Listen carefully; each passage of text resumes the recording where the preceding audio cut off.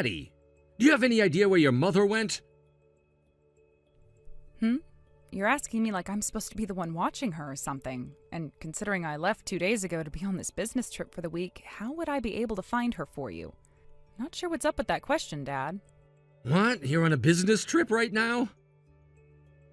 I am. There was this major event that my company took part in yesterday, and so I've been out of here for 2 days now and will actually be coming home early now. Most likely tonight by the latest. Is that right? So does that mean you never even noticed me not being home with you guys? Well, I was just kind of wondering why I hadn't seen you for the last 2 days, but that was all. Well, whatever, Dad. I have to start getting my things packed up before I head out, so are we done here? I'll be home by tonight at the latest, okay? All right, I guess I'll see you then.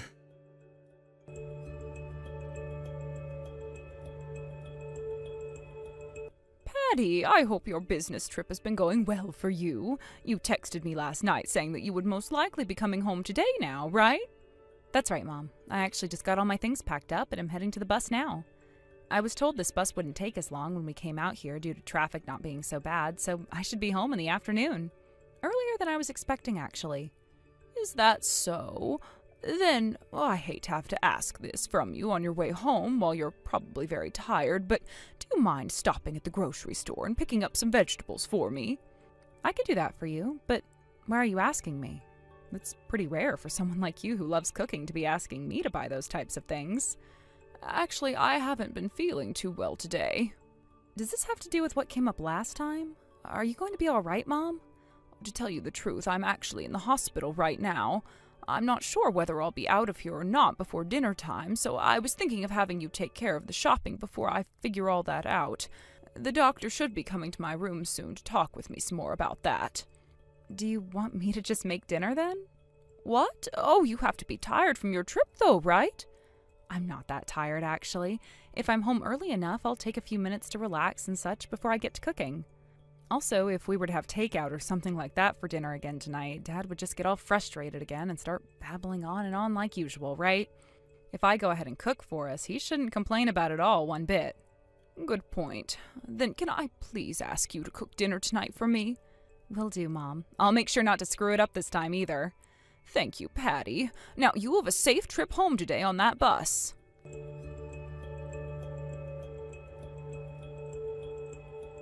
Dad! Excuse me? Wait, it's only you, Patty? Dad, is it true that you went and punched Mom and then kicked her out of the frickin' house? What? Why do you know about all of that? Did your mother go and start running her mouth about all of that again? Again? Listen to me, Patty. This time it was all your mother's fault. All of it. So don't you start playing into whatever the hell she has to say about me. I haven't even spoken to Mom about any of this yet. Just a second ago, I got back to my office from my trip and was heading home from there. And guess who I ran into on the way? The old lady that's living next door to our place. She came up to me in a hurry and told me what she'd seen take place at the front door of our house. She couldn't understand all the things you were saying to Mom at the time because you were in such a rage that your words all sounded like grunting. The old lady thought that you were only going to tell Mom that she wasn't allowed inside and nothing else would happen. But right before Mom was about to say anything to you, you punched her in the face and then forced her off the property. So all of that was seen by that old hag next door? Now I'm annoyed. What the hell are you annoyed about? You tell me right now why the hell you do something like that to Mom, your own wife. I did that because your mother had an affair with another man. Huh? Mom had an affair? You're telling me that Mom, the most loving and serious person I know, slept with another man? That's what I'm saying. Hold on a second, Dad. Mom is not the type of person who could ever do something like that, though. Do you have things like evidence of her having an affair, or at least someone who also saw it happening? I do. I have my own eyes which saw it all go down. They saw her having that affair, and now she's pregnant because of it. She's pregnant?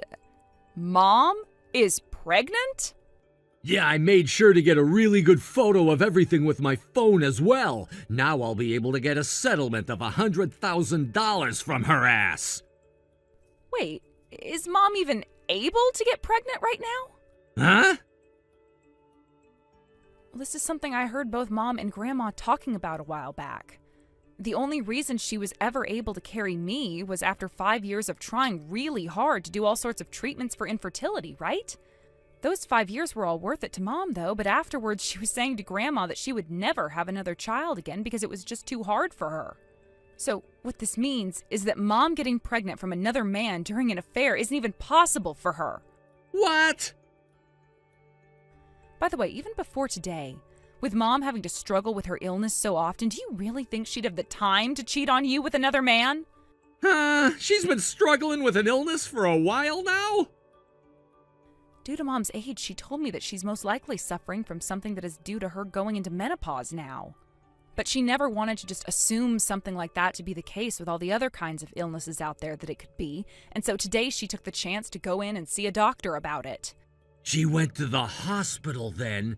Hey, would someone like her be going to the hospital for something like menopause issues, though? Well, if the hospital has a department centered around women's health, then sure. Then what all I saw today was... Today? Dad, don't tell me. But because Mom was having to go to the hospital and everything, you assumed that she was pregnant and that she was having an affair and all of that? If that's what you assumed to be her having an affair and being pregnant, what the hell is the picture you took that you say is evidence? I took a picture of your mom in the waiting room of that hospital. Huh? You're telling me you assumed that she was cheating on you based off such a vague scenario, and that you would punch her in the face and kick her out of the house over that? But she was at the gynecology department, and that's where pregnant women usually go to. The gynecology department is a place you not only can get helped with things like pregnancy and vaginal health, but you can also go there to talk and get tested for other things related to women. It's literally a field of medicine dedicated to all things women, like menopause and the sort. Is that right? That hospital she's at has a gynecology department, right? And the waiting room for it is for all the departments there, so anyone who's sick, injured, whatever, will be waiting in that room. Are you kidding me? Jesus frickin' Christ, Dad! I get that for the longest time now you always had troubles with things like getting the wrong impression and such, but this time you've really gone and done it. Patty. For the time being, I'm going to find Mom and take care of her, so you won't be seeing me around the house. What? Where even is your mom right now? You think I'm going to tell your frickin' ass after what you did to her? When it comes to things that either her or I need, I'll be coming over to the house while you're away to pick them up. What about my food and things like the laundry? At a time like this, all you're worried about is your frickin' food and clothes? But I mean, your mother is always... Do it your damn self, Dad.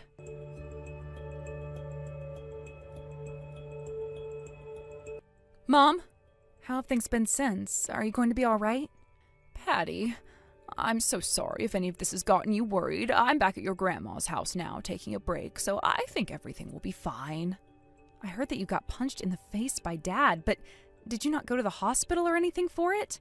You need to go to the ER and get paperwork for that from the doctor, all right? Yes, you don't need to worry about that right now. Thankfully, the old lady that lives next door to us saw what happened to me and took me to the hospital in her car.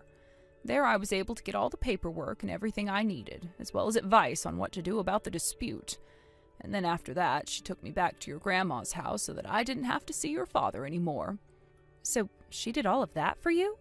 She came to me as well and told me everything about what had happened. I'll have to go and thank her for all that she's done for us later. You should, and I'll tag along to give her my thanks as well. I really do appreciate everything she's done for me. By the way, Patty, do you have any idea how your father's doing right now? Right. I talked with the old lady from next door before I got home, and so I went ahead and started to talk with Dad through text. Mom, you were at the gynecology department when you went to the hospital today, right? It seems like Dad saw you there in the waiting room. What? Your father came to the hospital too? That's what it seems like anyway. So he assumed that you were there because you were pregnant, and then he tied that to you having an affair with another man behind his back. That's what he told me. Are you serious? I'm telling you, Mom, by this point I really am the most fed up a human can be with Dad. Did your father completely forget about my age and about the fact that we had such a hard time conceiving you years and years ago due to me being infertile? I talked with him about that while we were texting, actually. I also explained to him that those who go to the gynecology department aren't only going there because they're pregnant. Since this was over text, I'm not sure how he was really reacting to all the things I was saying to him, but I think he understood all of that. I see. Mom, is there something you're a bit concerned about now besides those things? Kind of, yes. Something about your father being at a place like the hospital then has me feeling a bit off. I think I'm going to have to look into all of that a bit more and see what was going on there.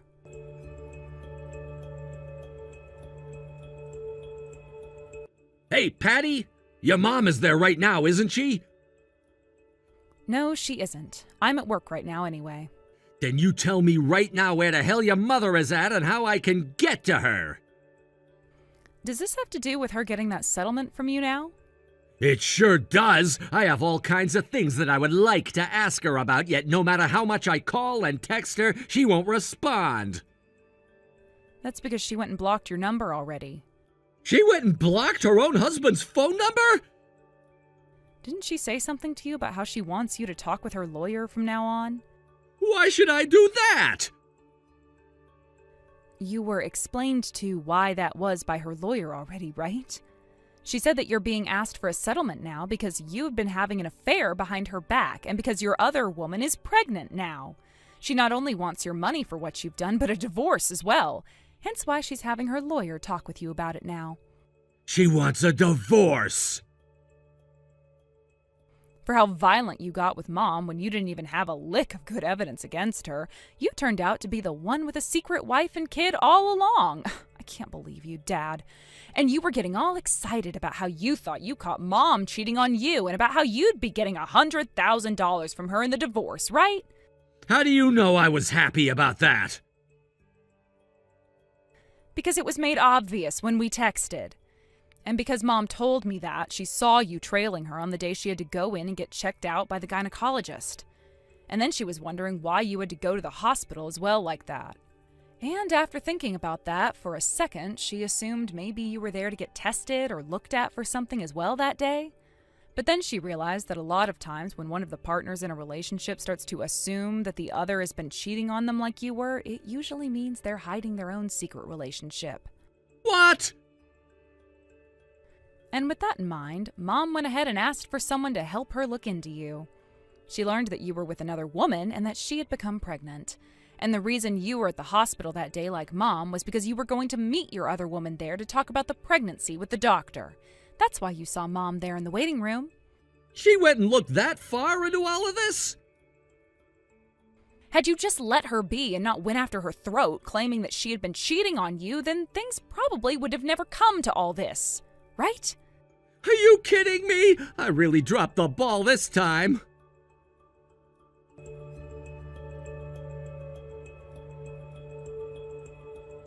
Dad, are you seriously going to sit out there this whole time ringing the doorbell over and over and over like a frickin' child?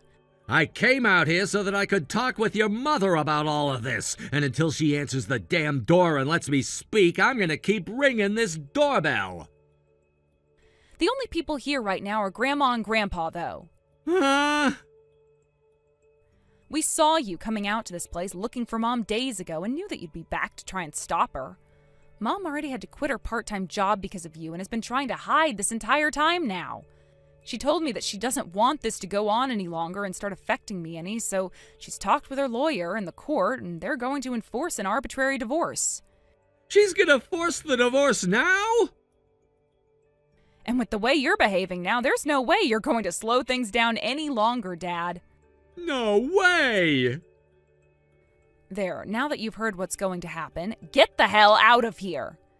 Damn it! Why the hell is this happening to me? You'd really like to know why? It's called getting what you frickin' deserve, you old fart. Patty, you're my freaking daughter, so you help me out right now! No! What did you say? No! I'm cutting you out of my life now. Bye-bye. Wait, don't do that to me, Patty!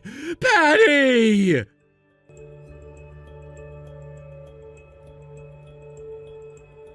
It turned out that the woman my dad was cheating on my mom with at the time was a coworker from the same company as him. She was 23 years old, which makes her younger than even myself, his own daughter. And considering she was pregnant with his child, that means he had done it with someone younger than me too. Absolutely frickin' disgusting. I screamed that out the moment I had heard about who she was. A few weeks after everything, my dad and his woman took out a massive amount of money, or should I say borrowed that money, and paid my mom in one lump payment. And soon after that, the divorce was finished, and my mom was no longer that sad sight of a man's wife anymore. Since the woman he had been with was already carrying his child, not too long after the divorce, my dad went and married her. However, half a year later, right after his new wife had given birth to their baby, my dad was on his way home from the hospital and got into an accident that left him completely paralyzed. But considering how everyone in his family had already cut ties to him over what had happened, there was nobody around who could take care of him. It was up to his young wife to be at home with both him and their newborn, and she was forced to also get a job and everything, since they still had a lot of debt to pay off. Of course, my dad started to get disability and all that from the state, but it wasn't going to be enough. And after a few weeks of her doing that and completely losing it towards the end, his wife went and told her parents about what was happening, and they took her baby and left her to have to take care of my paralyzed dad. As for my mom and I, we've still been living at my grandparents' house, where we help them with a lot of the chores now, while my mom works from home remotely. I've still been going to work where I'd been all along, but I've made sure to tell all of my higher-ups about my dad, and about how if he ever shows up to the office, they are free to have him detained. Thank you for watching and listening. We hope you enjoyed the video. Don't forget to like this video and subscribe. Also, feel free to leave a comment about what you thought of the story. We look forward to seeing you at the next story. Thank you for watching. Please subscribe and hit the like button. See you next time.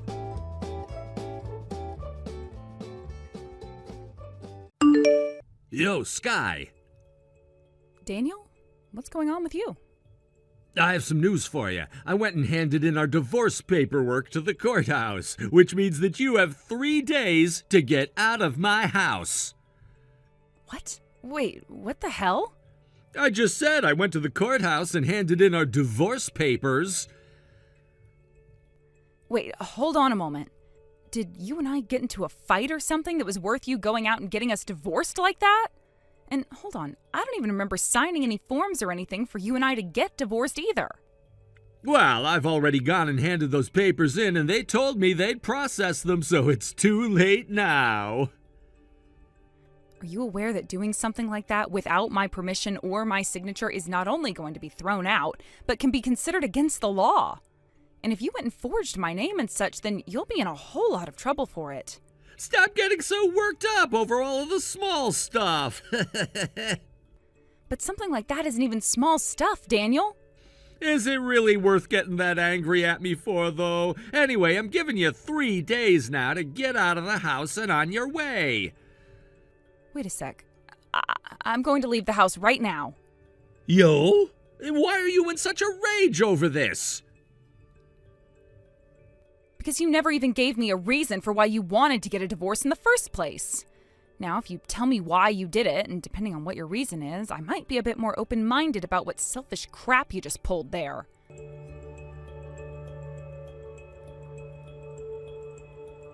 If you're looking for a reason as to why he's leaving you now, I have the answer to that. You do? And who are you again? Huh? I mean, it seems that you and I have once exchanged numbers and everything because I have you in my contacts as Jasmine, but where did you and I meet again? I'm really sorry that I don't remember you or anything, so could you please tell me again? My name is Jasmine! I know that. I'm a longtime friend of Daniel's. Also, I happen to be his longtime crush that he was supposed to get married to before you got in the way of things. Oh, I totally remember you now. Now that you mention that, you were the one that started texting me right before my wedding with him and introduced yourself as that. And later you came up to me acting like a preteen on her period, talking to me like you needed to go back to class soon. What?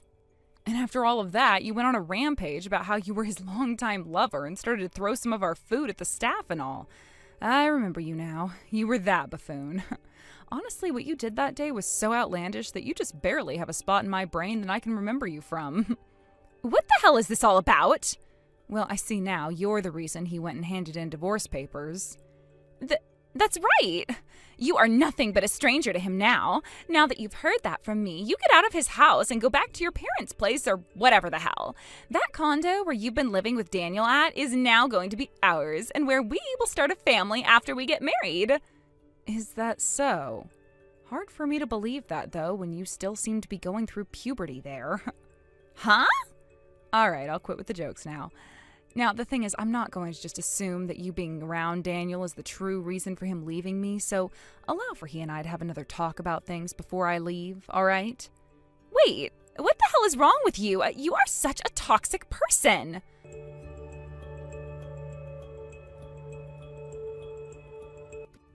I was finally able to get rid of her. Daniel, what the hell was that all about? I'm so sorry. She was a mistake on my end that I didn't take care of properly. What happened with you? You were just saying before to me that you handed in our divorce papers and that you wanted me out of the place in 3 days. I thought that perhaps you were going through some serious trouble there, and that's why I kind of waited for you to get back to me like this. I just never thought that things would get as crazy as they have. Right. I'm sorry for coming at you about all those things without any reason or rhyme, but thank you so much for actually believing what I said a little. Well, it didn't sound like you truly meant it, but at the same time, I also kind of had to believe you. So what happened to you that was so bad? Well, those divorce papers that I was writing up yesterday, I was afraid that if I just left them lying around, my mom or someone else might have come across them, and so I decided to take them with me, right? That's right. You ended up putting them with your work gear before leaving the house this morning, right? And about that bag I put them in, when I opened it up to grab a towel out of the inside to dry my hands with, I ran into another man walking the opposite direction, and a lot of the things inside it fell out, and it was crazy. Really? And the divorce papers also happened to be inside there, and as they fell out, consider it a stroke of bad luck for me, because as I scrambled to grab all my things off the ground, Jasmine was right there and picked those papers up off the ground. What? When she saw that both your name and mine were on the papers, she turned to me and said, "You're getting divorced now, huh?" And since the courthouse was right down the road from us, she must have thought that I was heading there with the papers then to hand them in. I told her to hand them back to me, but before I could, she took off sprinting with them and ran inside the courthouse and out of my sight. With a situation like that, you trying to tell me that all of this had happened and that you needed my help would have taken a lot of time from you. I really wanted to tell you at the moment it happened, but when I finally caught up to Jasmine to try and explain things to her about what was going on, she was already at the counter handing them in and told me to finish telling the lady that I wanted a divorce. And you had to go through with it because it would have been just as hard to explain things to her as it would have been to me. And so, after that all happened, she had been all over me and wouldn't let me leave her sight. She followed me onto the train, into a taxi, and towards the bus station. But I was able to jump onto a bus right as it closed its doors, and I was able to get away from her. And that's why I was just saying that I was able to get away from her. Hey, is there a chance that you running into Jasmine wasn't a coincidence, but rather she was stalking you the whole time? What? Remember that before our wedding, she wouldn't stop following you around asking for an invite, and we were finally able to get rid of her by giving in? Knowing that she was completely fine stooping that low, it might not be that uncommon for her to be a straight-up stalker, right? She might very well be one. Then perhaps with the timing of everything else, you running into that man and having the contents inside of it scattered in front of her was a good thing. If you think about the divorce papers as a sort of bait that led your stalker into a perfect trap. That's a great point. Now that she assumes she'll be getting married to me, she won't expect us to move out of the condo and away from her. I might have to take some drastic measures in order to get her to stay away from me as we move out, but I think I can manage something like saying I have a business trip or something for the next few days. Well, I'll leave all of that up to you then. Good luck. Sorry that a lot of this had to get you all worked up and that you had to get stuck talking to Jasmine. By the way, this bus that I hopped on is actually heading over to one of the other condos we were thinking really hard about buying. All right, that's perfect, actually. I understand you getting to work on that. And actually, if it makes you feel any better, I already went ahead and bought it for us, which was meant to be a surprise for you. Wait, are you serious? Don't worry, the realtor will meet you there and give you the key and everything to it. I'll start making my way over there as well in the next 30 minutes or so. And don't worry about things like clothing and such, because I packed up as much as I could in the car today, and we'll bring it to you. No way! Thank you so much for thinking ahead like that. There are some papers that you might still have to fill out with the realtor, though. You can leave all of that to me. I've already been gathering a lot of the documents we'd need for buying a condo, so I'll make sure to pull those out if needed. All right, thank you, Daniel. I'll see you there soon then, at our new condo. Please drive safe on your way over. Thanks, Daniel. And good luck to you with any of the remaining paperwork and such.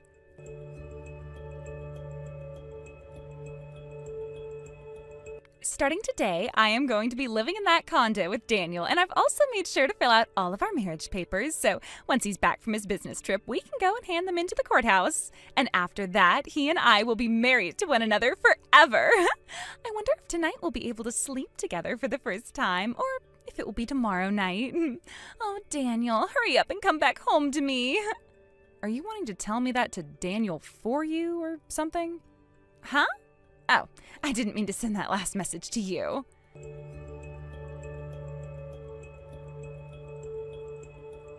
Oh, Daniel, hurry up and come back home to me. I just wanted to let you know that right now, as I'm texting you, I am on the way to your place with all of my things in tow so that I can move in. What do you mean by move in? I get it, all right? You're still on your business trip and everything. But I was able to get the key to the condo from your mother, so don't worry about being home to help me move in. I'll be just fine with the help of her. I don't ever remember giving my mom that key, though. Does this mean she went out and made another duplicate again without telling me? Well, this time she did it for my sake, so please forgive your mother for doing such a thing, all right? I'll make sure to start cooking you your very favorite turkey and mashed potatoes while I wait for you to come home, okay? Love you.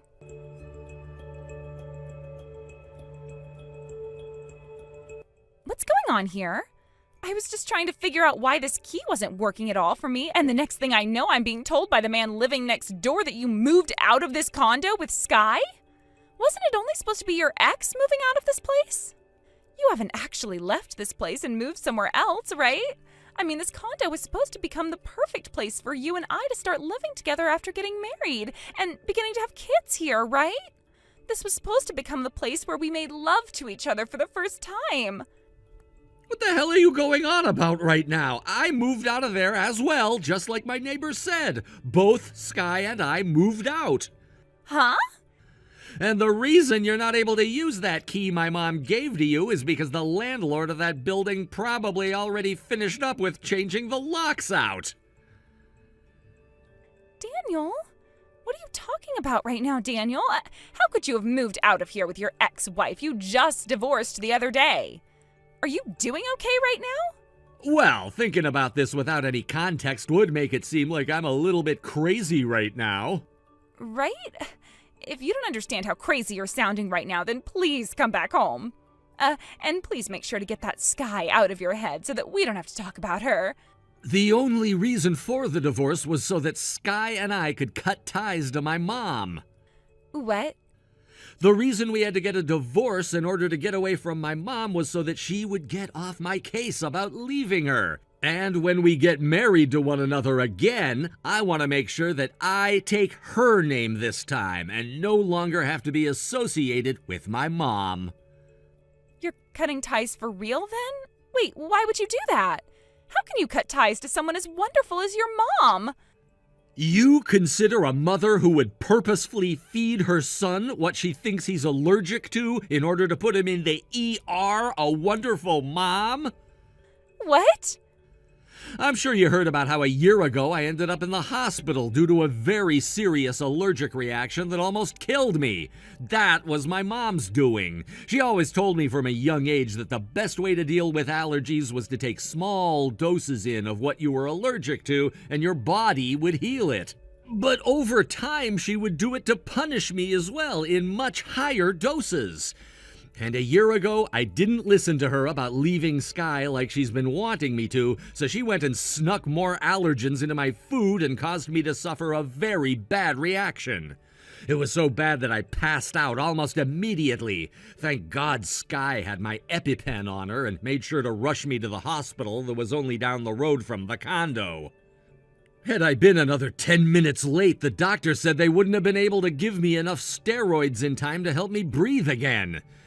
After that, I went and confronted my mom in the most intense way that I could about it. But even then, she didn't listen to me and said it was my own fault for never healing myself through microdosing.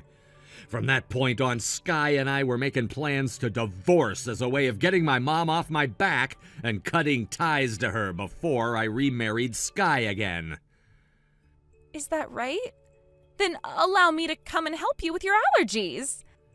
Huh? I think your mom just sucked at treating your allergies and should have never used that as a way to punish you. She must have really wanted you to marry me next, and that's why she freaked out and gave you too much of whatever it is that you're allergic to. Maybe she wasn't careful enough with the dosing because she was so worked up. But I, on the other hand, am the very careful type and will make sure you don't have another reaction like that again. From now on, as your wife, I will make sure to treat all the allergies you have in a more loving way than your mom. I promise to make you that turkey and mashed potatoes you love so much with only the best ingredients so that you're not having any troubles breathing. All right? Now you don't have to worry about me and can come back home, right? This all worked out perfectly for us. You're worse than my mom. What? The whole point of this was to cut ties to my mom forever, but it seems I'm gonna have to cut ties to you as well now. No way, Daniel. I'm saying that I'll help you get over your allergies to turkey and potatoes and everything else. So can we get married now? I have no idea what you're talking about there. You don't just fix allergies like that, you idiot. What? I only have so much life left in me after that last battle, so I need to defend it at all costs. Me cutting ties to the both of you will be the best choice I've ever made. Daniel, no, don't do that. And don't even start texting my wife about all of this. Well, it's not like you'll be getting in touch with her or anything, since she's already gone and blocked your number. Wait, no, Daniel. And now it's gonna be my turn to block you. Bye. Wait a second, Daniel. Daniel!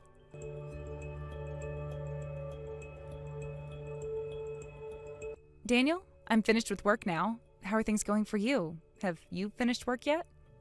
In another 30 minutes or so, I should be able to meet with you. Also, it doesn't seem that the desks will be open inside at this time, so we can leave all of our documents in the mailbox for the courthouse to take care of tomorrow. Sounds good. Let's go ahead and do that then, and there shouldn't be any problems. All right. I'll be waiting in front of the courthouse for you then. Sounds great. I'll be heading out of the office right now and on my way.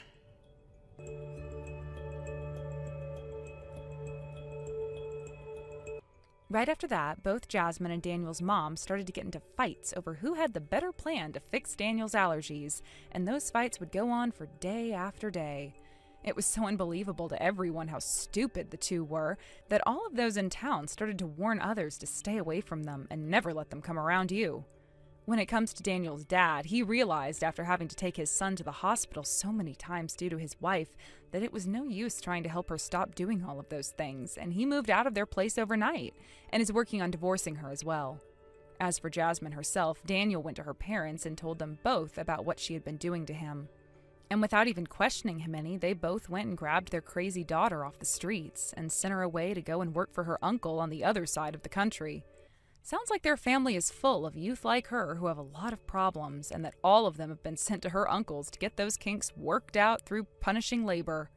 And when it comes to Daniel and I, after we had moved away and into our new condo on the other side of the city, we made sure to get back to work, starting off by just working remotely so that we could avoid Jasmine. But after she was sent away to go and work for her uncle, and another month or so passed by, we finally went back to the courthouse together and handed in the paperwork to be remarried. We both made sure not to tell any of Daniel's family about this happening besides his dad, and said to him that it needed to stay a secret from everyone else, which he gladly promised would happen. Daniel also went and took my name in the marriage this time, and will no longer have to share a name with his mom that brings him nothing but anger and frustration. Thank you for watching and listening. We hope you enjoyed the video. Don't forget to like this video and subscribe. Also, feel free to leave a comment about what you thought of the story. We look forward to seeing you at the next story. Thank you for watching. Please subscribe and hit the like button. See you next time.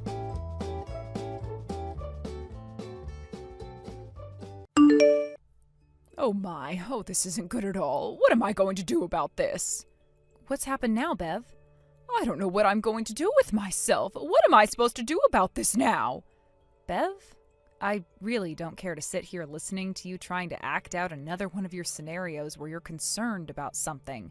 Just tell me what's happened and let's move on with this. You're starting to annoy me again. Annoy you? Oh, Chloe, how dare you? Calling your own husband's mother annoying like that. Just tell me what's going on. I already know the kind of person you are, so trying to act all concerned about anything that has to do with me is no use. And I'm going to just assume that once again you've done something that will cause me the most trouble, like always. So get on with what you have to tell me. You really are so disappointing. And you think you have any right telling me that when you're the one trying to once again create some rough waters between yourself and your daughter-in-law? Well, so be it. I don't have time to mess around anymore myself, so here's the thing. I ended up losing your passport, so would you mind staying home while we all leave? Even Devin is saying that's our best plan. Is that right? I'm not sure how and why you had my passport in the first place, but what you're saying is that it's best I stay home? That's what I'm saying. Understood, Bev. Then I'll be heading home now.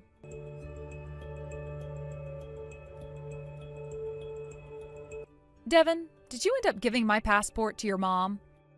What? Wait, I have no clue what happened there with your passport. And hold on, wasn't it you that took it with you? Well, one might say that. I would have to, or else it would be impossible for me to board a plane to head out of the U.S., right? Did something happen? If you're not already aware, I just got a couple of texts from your mom. She told me that she ended up losing my passport somewhere and that I need to head home right now and stay there while you guys are gone. What the heck? I can go have a word with her right now about what she's talking about if you'd like me to. Please do. Where are you at right now?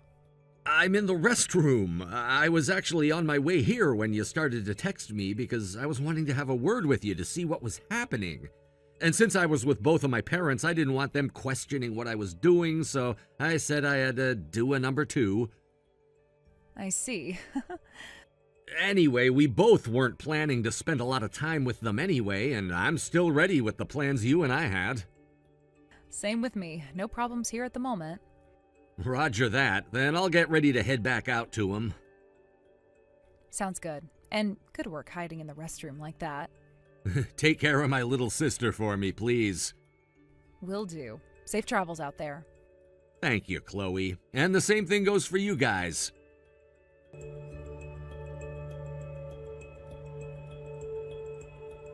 We're having so much fun out here in the Bahamas. I know that you weren't able to come along with us since your passport was lost and everything, but coming out here was the right choice for all of us. My husband and I, along with Devin, are having the best time ever here with nobody else involved. I just knew that the best way to enjoy a vacation was with my family and my family alone. You say that you wanted all of your family there and only your family, but doesn't it seem strange to you that your daughter isn't there? Huh? Rachel? Oh, like you, she doesn't have anything to do with being a part of my family. Even though she's Devin's little sister? And I'm saying my family does not allow for there to be any useless people like her in it. Jesus. Now, all the fun I was having is being wasted on this conversation. If you feel like you're not having a good time now, then you shouldn't have started texting me in the first place. I just wanted to show you how much fun we were having. Ah, well, I don't care about how you all are doing there. I can see that you all are having a great time there, but I don't want to sit around all day talking with you about it, so goodbye for now. Hold it right there! This is what I mean by you not being cute at all. You really have nothing else in that head of yours besides hate.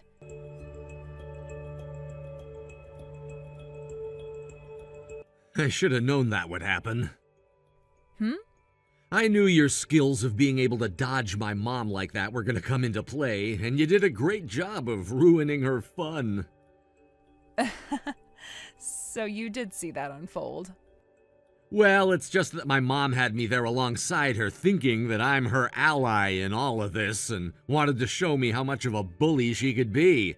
And then when you said those things to her towards the end of that conversation, she turned to me, whining about it all. Sorry for causing you any trouble there. Oh, that's right. This has to do with what my mom was saying about having lost your passport and all. I think she assumed that you'd actually be coming out to join us all on this vacation and wouldn't be heading somewhere else completely different. Ah. So she must have thought that when I said I'd be going on vacation as well, that it meant I would be with all of you guys, and that's why she went out of her way to lose my passport? Well, when I had a moment, I noticed something that looked like a passport hanging out of her bag and went to take a look while she was away from it. And that passport just so happens to be yours, which means that she didn't lose it at all. Is that right? I think the one she lost on purpose had to be the small notebook you had that happened to look like a real passport. Wait, so she purposefully lost that and not my actual passport? The notebook that I had gotten a while ago at that small gift shop? That's right, that notebook. She didn't realize that it was just a simple notebook when she'd picked it up? She's gotten to that point in her life where age is really starting to affect her eyes, but due to her pride and all, she still won't go out to get any glasses. The fact that she actually thought a notebook like that was the same thing as a real passport does lead me to question some other things about her than just her eyesight, though. She brought that notebook with her all the way to the Bahamas thinking she'd gotten you good. So she was doing all of that just to hurt me. I'm so sorry for your loss, Devin. Huh? Anyway, thank you for taking a look at what was in her bag. Since it didn't happen to be my passport, I'm feeling a whole lot better now. No worries. How is Rachel doing with you? She's doing just fine. She just moved into her new place a few days ago, but having her own place now at the age of 19 has really gotten her all excited. She looks to be having a really fun time there. And later, once you arrive back here, you're going to help her set up her first smartphone and everything, right? She told me that she's so excited about that, and she can't even sleep anymore. I see. I'm so happy to hear that she's getting that excited over everything. The fact that she had to go through 19 years of pain and suffering in my family, all because I was the older brother and was the only child loved by my parents. I'm so happy. Tomorrow the both of us will be going into town to shop at that massive shopping mall for some new things for her place. Can you go ahead and tell her that I'll pay for everything later so she is allowed to buy whatever she wants from wherever she wants? Sure thing. I'll let her know that.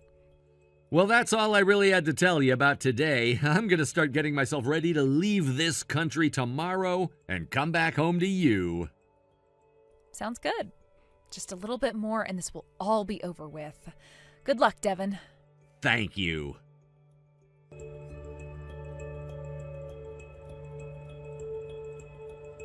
Devin, your father and I already told you about the plane we'd be heading home on and how it would be just fine with you to ride home with us as well. So are you really sure that you want to take a different flight from us still? I'm sorry, but you both should head home before me on that originally planned flight. There's some trouble going on at work right now, and I don't want to be on a 4-hour plane ride worrying about it all, since there'll be no way for me to take calls on the plane. I'll stay here for the day, and once I've gotten everything sorted out, I'll take the evening flight home. That's really the only choice I have at the moment anyway. Luckily, you have Dad with you still, who's flown all the time, so you won't need me on that flight home with you, right?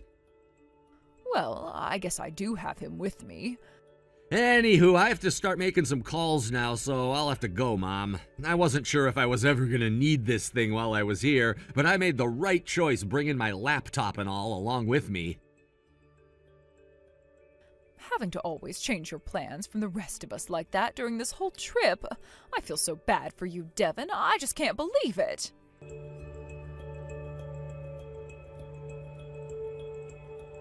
Chloe, thank you so much for waiting. Both my mom and dad have left the country and should have arrived back home by now. And pretty soon here, the plane to New York City will be taking off, and I'll be on my way there to meet you. Oh, so things have all gone as planned? Great work making all of that happen over there, Devin. Thank you. It's gonna be about a 5-hour trip for me now, and I won't have any Wi-Fi on this flight, surprisingly. So in a bit here, I'm gonna throw my phone into airplane mode and then take a nap. Sounds good. I know for a fact that while you're on that plane, your mom is going to be texting me about you not being home yet or something along those lines. Just leave her and her BS to me. I feel bad for leaving you with her, but please, finish what we started.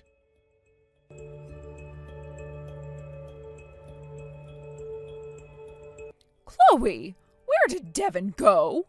You hurry up and reply to me right now. You tell me where Devin is right now. Jesus Christ. It took you that long before thinking of getting in touch with me again? Huh? You and your husband got back home from that trip around 4 hours after taking off yesterday afternoon, which would mean that you guys had gotten home around 6 or 7 and have been home ever since last night, right? I kind of assumed that you would be trying to call and text me in the middle of the night, realizing something was up. But I never got anything from you and was able to head to sleep myself. By the time we both made it back home last night, we were exhausted and went right to bed, only waking up just now. I realized that I didn't have my phone on all night and just turned it on as I went to the bathroom. Which would mean you only just received all those texts about how Devin was cutting ties to the both of you, which you should have been getting last night, right? And you know where that boy is right now, don't you? Yes, I know exactly where he's at. Then you tell me where right now. He's at a hotel near the airport. What? So he's still not back to his place here in Ohio, right? Then if I made a trip out to the international airport, I'd be able to find him? Well, he didn't head back to Ohio, so don't expect for him to be anywhere around that airport. Huh? He's not coming back to Ohio? What the hell do you mean by that? Devin and I have decided to move overseas, you see. You're moving overseas? Because we both work for the same company and same department in said company, we've told you before about how the company is expanding and needs people to move overseas, right? And this time it's us who will be moving away for work to the new office. We were both asked by management to do so, and we both couldn't just say no to them. I never heard anything about that, though. Well, we never told you that part. Why the hell not? Moving out of the country to live and work someplace else isn't something you guys should be keeping from your parents. Considering he told you he was cutting ties to the both of you, are you not aware of the reason for why he never said anything about that yet? I have no idea why. After all that time I put into the boy, making him into an elite, there's no way he would move against us and say that he's willing to cut ties and move away. I'm sure that all of this was your idea and that you've been forcing him to do this. You give us back our Devin right now. My, oh my. If you haven't even picked up on why this has all happened, then there is no way you've noticed the other 2 things that have changed. Huh? What are you talking about? What have you noticed about Rachel? What? Now that you mention her, ever since we arrived back home, we haven't seen her anywhere.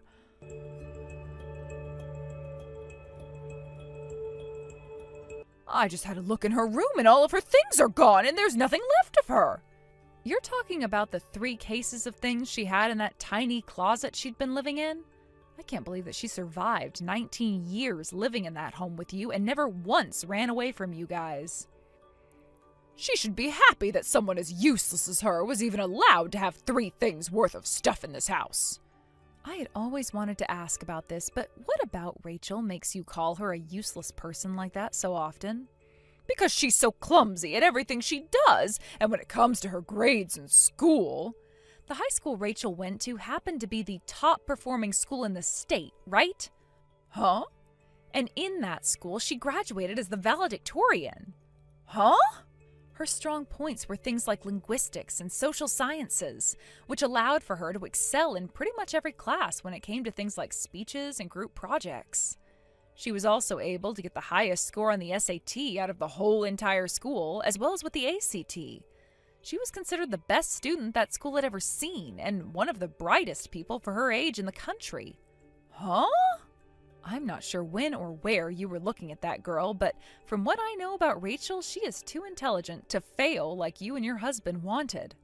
So after talking with Devin and her about her future, we all decided that she'd be coming with the two of us to go and live overseas. Are you kidding me? So you guys are already... We've gone and met with Devin at the airport just now, and we'll be leaving the country soon. Rachel's told us that when we arrive into our new country of residence, she's going to get to work making it into their top university. What the hell is going on? How could you? I can see you're already in a lot of shock, but it's too soon for that yet. What else is there? Well, there's still one more thing before we're done with you. And what the hell could that be? Your husband. What?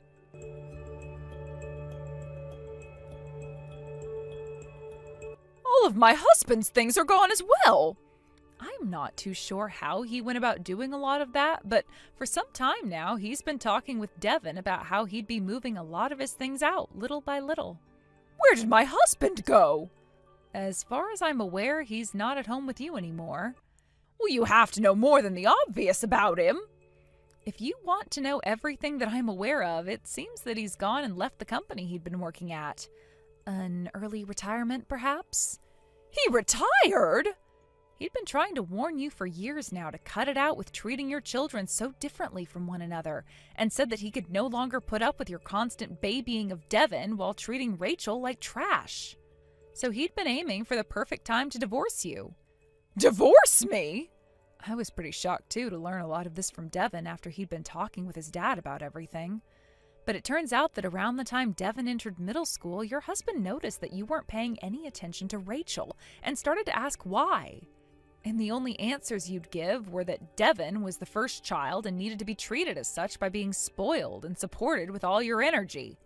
But I guess he continued to try and talk you out of doing that to Rachel ever since then, but every single time he would, you'd grow more and more upset, taking it all out on Rachel.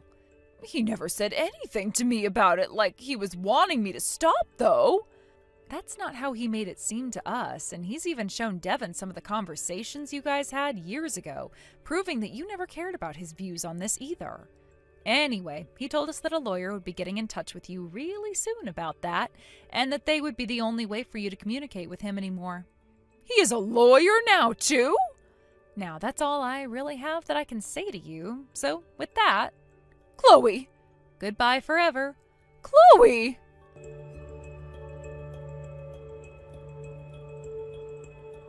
When it comes to Devin's dad and what he did to run away from his wife, he took all the things he could in his car and went to stay in an Airbnb somewhere outside the state. A few days later, he was able to get the divorce from Bev and is now moving out to be with some friends of his and help them with some work for a little extra cash.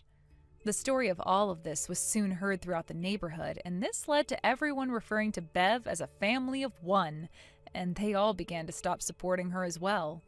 The house happened to be her family's, so in the end, she never had to leave it or anything with the divorce. But for someone who wanted to just stay inside for the rest of her life, never to face the world of embarrassment she'd created again, she had no choice but to go out and find a job. She's now working at a grocery store on the other side of the neighborhood, where she gets to overhear all the drama in town, particularly what everyone still has to say about her, and how they expected something like this to happen to her over time. She started to think about quitting her job, since the pain of having to go out in front of everyone is too much, and since she's gotten her half of her ex-husband's money, she's begun staying home more and more often, spending it all without limits, hoping she'll one day be fired and not have to go out again. Thank you for watching and listening. We hope you enjoyed the video. Don't forget to like this video and subscribe. Also, feel free to leave a comment about what you thought of the story. We look forward to seeing you at the next story. Thank you for watching. Please subscribe and hit the like button. See you next time.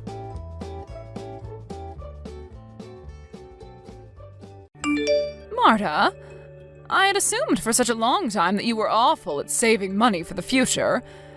However, I've just learned that you have over $500,000 saved up and everything? Huh? Wait, did you end up going into my place without ever asking me first? I have a lock on the place and everything that I keep locked, yet you still made it inside there? I just had to break your doorknob in order to get the door open, but that was pretty easy. You broke my frickin' doorknob to get into my place? Your door seemed to only be made out of cheap plywood or something like that, so it wasn't too hard to get your doorknob to break. What the hell? I'm only renting this place, so you need to calm the hell down. I was then able to get through your door after breaking the lock and everything, and was able to get a good look at your bank book. And that's when you got a good look at the account that has $500,000 in it, huh? That's absolutely right. So would you mind telling me why you have that kind of money saved up in there? Don't tell me that you did something unlawful to get your hands on that kind of money, and that's where you've been keeping it. That's not how I got that money at all, Mom. Well, since you've seen the amount I have now, it'd be better for me to explain where it's all from and what it's for to you.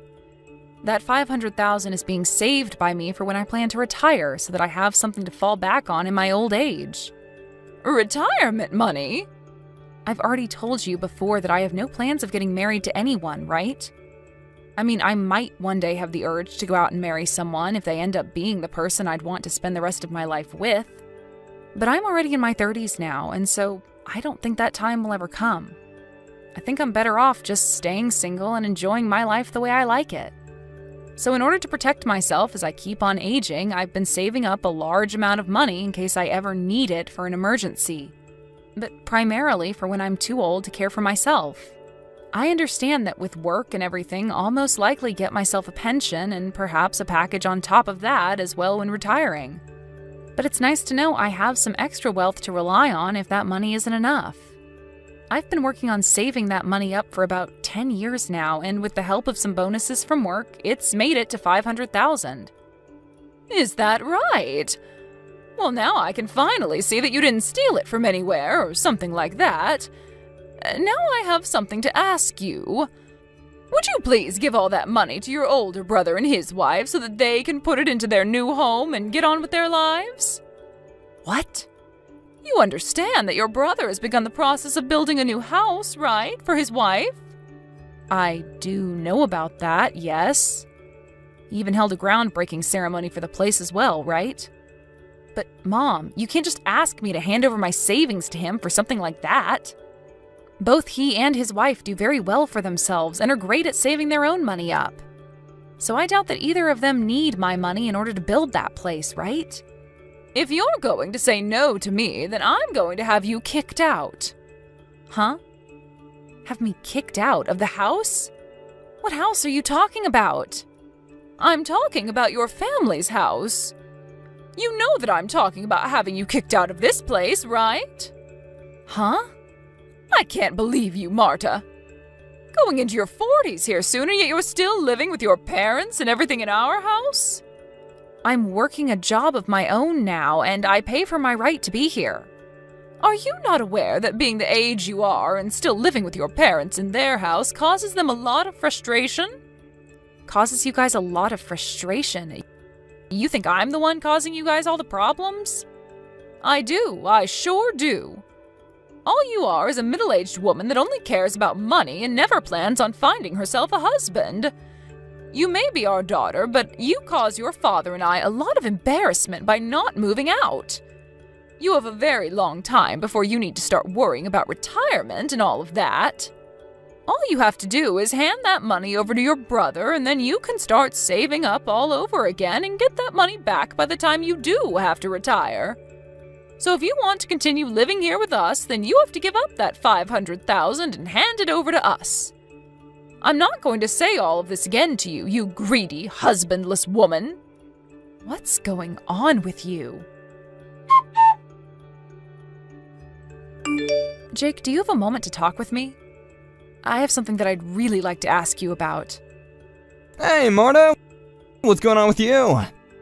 When it comes to you and your wife, you both aren't struggling with money at the moment, correct? Huh? Why are you asking me a question such as that? Before I tell you, can you give me an answer to that question? We're doing fine over here. And we don't really plan to get any help with the money right now anyway. If we really needed money and we had to go and get a bunch of loans, we'd never be building a house like the one we're working on. That's what I thought. I know that I had to ask you something pretty personal, but it makes me feel a little better knowing that you guys aren't the problem. Sorry that it was something like that I was asking about. You don't have to be so sorry about it. But it's very rare for someone like you to be asking me a question like that. What's been going on that's made you feel the need to ask? Well, it has something to do with Mom again. Again? Is she trying to do something strange with you again? Well, what she's asked of me has something to do with you, and that's both why I've asked you that question and did so with a little bit of hesitation to telling you why. What does she have to do with me? Early today, around lunch, I was going out with a client of mine to have some talks. And while I was out doing that, Mom went and broke the doorknob to my place and went inside after completely ruining the door. She broke down your door, basically? And when she was in my place looking through my drawers, she stumbled across my bank book and got a good look at my savings account that has $500,000 in it. Why is she in your place in the first place? Well, it's because of things like this that I have you holding on to one of my checkbooks, and why I carry the other one on me at all times. So she was never able to actually access any of the money in my account. But she began asking me about the money while I was still out with my client. I couldn't just hide the reason for me having that money from her, since she'd probably get the wrong idea from it. So I told her the truth about the savings account and that it's meant for retirement. But after doing that, well, she asked me to take all of that $500,000 and hand it over to you guys for your new house to be built. Huh? Can you tell me what's really going on here? Wait, I don't want anything to do with the money you've been saving, okay? We don't need it here. That's what I was thinking. I even knew you'd say that to me. But that's interesting. Interesting that she would say something like that about me. What the hell is going on with her this time, I wonder? Marta, this might be happening because of something I said or did around her. Huh? What do you think happened to cause this? Well, to tell you the truth, the construction on my new house has only just begun, but they've already gotten most of the wood beams up and everything. The skeleton, you know? And, well, Mom came and saw all of that. That house you're having built right now is for you, your wife, and her parents to come and live in when it's finished, right? What was her reason for going out there to see the place being built? Yeah, well, at first I thought she was there to just check the place out a little bit due to her curiosity, but I think she realized that there are two houses being built on the land, and started to think about it. There's another part being built separately? Well, that building is really being used for my wife to use as a classroom for when she teaches flower arrangement. But she came up to ask me to let her live there, and then kind of forced us to let her live there. And she even began to call us over and over again about it, and asking us to let her live there in that separate building. Wait, but that's not okay. Your wife is pregnant at the moment as well, right? Your wife is in her late 40s as well now, so she can't have that kind of stress worrying about Mom and her antics while carrying a baby. That's right. Hence why I've gone and blocked her number, and that way she won't be able to talk to us anymore while my wife is carrying our baby. So that's kind of the reason for why she might be coming after you now. Mom's a total jerk for pushing herself onto both of us like this. So to get her to leave us alone for good, I just sent her one text before blocking her, saying that if she brings me $500,000, then she can come and live in the new house with us. Ah, and that's why she wants the $500,000 from me then. In other words, I thought telling her off with some kind of deal like that would get her to leave everyone alone, but it's only made things a lot more crazy for us all. I'm sorry, Marta. I didn't think that any of this would spread to you so quickly, or at all for that matter. I see. So that's what happened to get her to act this way. I'm not sure if she realized you were serious about that offer or not, but she seems to have started to look around for some money to start paying you. And when she saw that I had exactly that amount in my bank account, she told me to give it to you to help you with the house, which isn't the case after all. I'm so sorry about this, Marta. Seriously. Well, it's fine. This is a bit more than I was expecting, but it's actually kind of nice knowing that you guys are financially okay and don't really need my money for anything. You feel alright about all this? She gave me an ultimatum regarding the money, saying that if I don't give up my money, that she'd kick me out of her house. However, I've had a place in my name for a while now, but just haven't fully moved into it yet. And I've just kind of been sitting around thinking about what to do with the place. And since I'm not being threatened with being kicked out of the house, this might be the perfect chance for me to move the rest of myself into that place. She said she would kick you out? That's a bit too extreme. She really has no idea about anything regarding our lives, does she? That's right. So if she really wants to talk to me like that, then I guess I will go back to living in that other place I have. I see. Well, have fun with that then. And if you need anything from me while that's going on, just give me a heads up and I'll come by. Marta? If you don't want me telling my single and greedy daughter about what I'll do to her here soon, then hand me that $500,000, all right? If you don't, then you're going to have a real problem on your hands.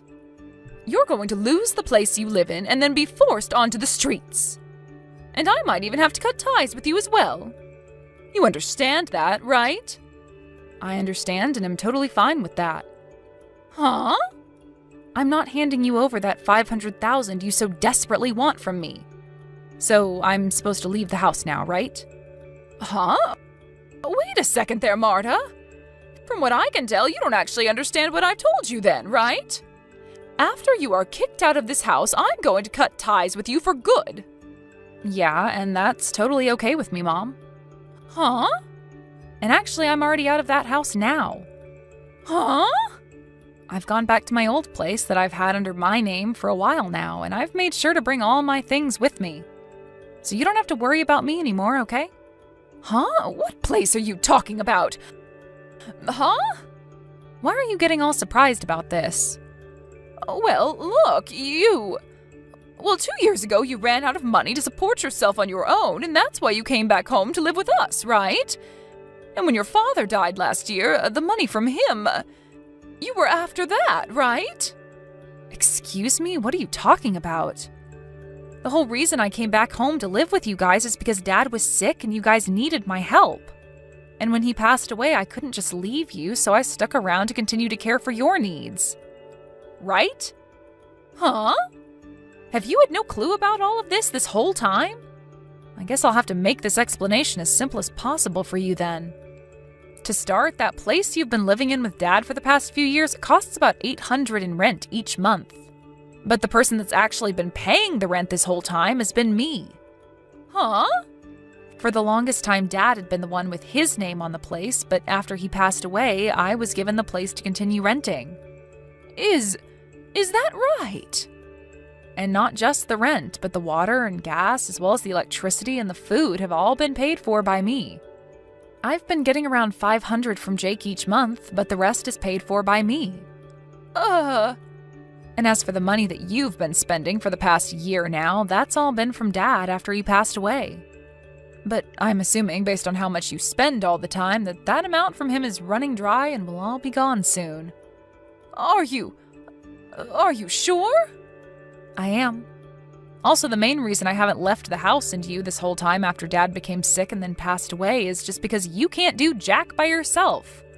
You can't cook, you can't clean, you can barely even change your clothes without me telling you to sometimes. You made Dad do all the housework back when he was alive and well, right? Well, Dad was a whole lot better at doing all those things than me. And back when Jake and I were both growing up with you guys, the three of us would be able to do all the chores while you just sat around. But you never once lifted a finger to come and help us out, and that painted a very bad picture of you in our heads. To be frank, you aren't in any shape to need someone around that needs to care for you, and you are able to get anything done that needs to be done on your own. So you should be forced to do that now.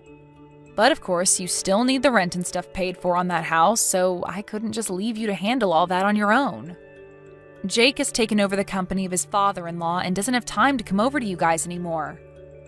And as for me, I work remotely and can make my own schedule up, so I'm the only one in the family with a situation that works out well enough to allow me to be there at your house. That's the whole reason I had to leave my place and come back to you both when you guys needed the house. I never knew about any of this before. We've told you plenty of times before. Even Dad told you before he passed away. But I do remember that every time we'd talk with you about it, you'd go on whining about how you wanted to go and live with Jake and leave Dad behind with me at the house. And even after he passed away, you still whined about being with Jake and his wife, so you never ever listened to what we had to tell you. But that's because it's normal for the mother to go and live with her oldest son. And that's why everyone told you over and over again that Jake and his wife have been having to care for her parents. Because unlike your lazy butt, the both of them can't even walk well enough anymore and need the help. And another reason they don't want you around anymore is because you kept trying to force them to let you live there. Why don't you just listen to what they have to say and then be quiet about it? I understand that you would have looked at the place and thought that you'd be able to just squeeze on into it, but that extra building you saw being built is meant to be for his wife's flower arranging classes, which they are now going to be using to house her parents in. But you didn't even listen to that story either and have now created a lot of unnecessary stress for them all. But Jake told me that if I had $500,000 to give to him, he'd think about letting me live there. That's why I need your $500,000. Jake only said that as a way of getting you to stop talking to them, and it almost worked out for everyone. Huh? He never thought that you'd come looking for money from me and then expect to get said money once you found it. But he's going to need that money for the house, right? He told me he doesn't even need my $500,000 and to keep it. What? But that's... It looks like we've both gone on a bit too long with this, but that's what's been happening, Mom. Marta? I've told the real estate agency that starting next month, the contract on that place is being canceled. You're canceling it? You have until next April to move out of there. But that's not even half a year away anymore. You have a place already and prepared for me to live in next, right? And it seems that Jake has been on to that. What? But be aware that this doesn't mean you're going to go and live with him next. Then what is he planning to do with me? Well... Marta, what the hell? You are my gosh dang daughter, so you take care of me until the day I die. Shut the hell up, Mom. Huh? Have you not even realized yet that I'm super pissed at you? Marta? You started all of this off by saying that you'd have me kicked out of my own place and then cut ties to me. But only an hour or so later, you're asking for me to take care of you until the end? I'm tired of listening to you change your mind all the time, only to fit your selfish needs. Wait a second. You can't talk to me like that. Who the hell was the one that asked for me to be this upset? Huh? Having to keep talking to you like this is hurting my heart. I can't do this with you any longer. I'll do as you've asked and cut ties with you. Wait, Marta! Goodbye forever. Marta! After I finished with her, I handed everything off to my brother to finish up. Since my mom didn't really have any more money for herself, Jake ended up spending a little bit on her to make sure that she was sent to an old folks' home to spend the rest of her days. But on the day she was supposed to go into her new living quarters, she began to bawl her eyes out and ran to Jake's house looking for him to take her, but that never happened. She then proceeded to head back to the old folks' home and moved into her room. Every so often, we get calls from the place regarding her, saying that she doesn't require a lot of their attention, but she's also not really bonding with any of the other people living there. Now, as for me, after telling my mom that I was through with her out of anger and then explaining I was cutting ties to her, I never got a text or call from her again. I'm thinking that the next time I'll be meeting with her will be at her funeral. But of course, I don't mind that becoming reality, and have started to only focus on myself and the fun life I want to live. Hi, Vito. Are you awake yet? Oh, hi, Elena. Good morning.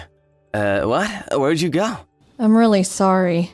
I was suddenly called by an acquaintance, so I hurried and left the hotel. What, an acquaintance? You have an acquaintance here in Milan? And why did this acquaintance of yours have to call you during our honeymoon anyways? I'm sorry. It's really complicated, so I'll explain to you later. Hopefully, it's nothing and I can come back right away. I'm at K Station right now, by the way. That's the nearest station to our hotel, right? Anyways, I have to go now. I'll come back by afternoon. I don't quite understand, but it seems like an emergency. It kind of is. Bye. I'm really sorry I have to go at a time like this. It's alright, I can wait.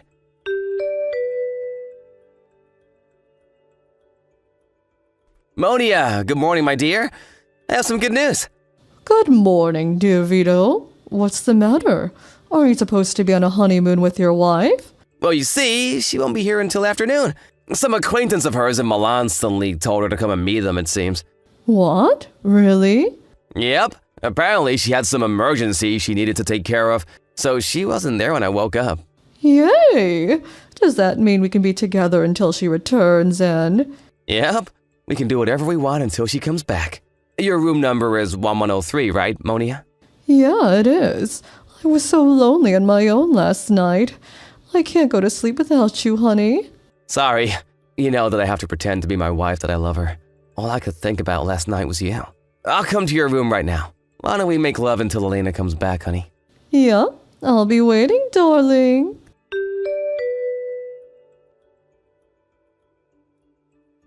Elena, is it true that you were brought to the hospital?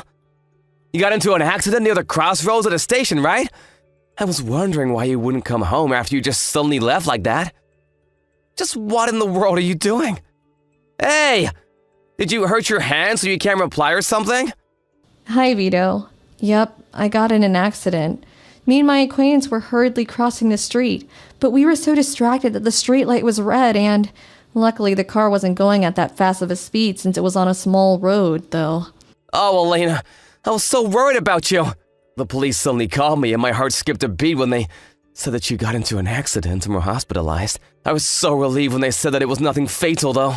Were you injured badly? Yep, I was hit by a car. How wouldn't I be badly injured? My hands are fine so I can text, but I broke some bones in my legs. I guess this means our honeymoon has to be canceled as well. Damn, but we were so looking forward to visiting the Milan Cathedral. I guess it can't be helped, though. You're at S General Hospital, the one in the same city as the hotel, right? Yep, it's a real shame that our trip has to be canceled.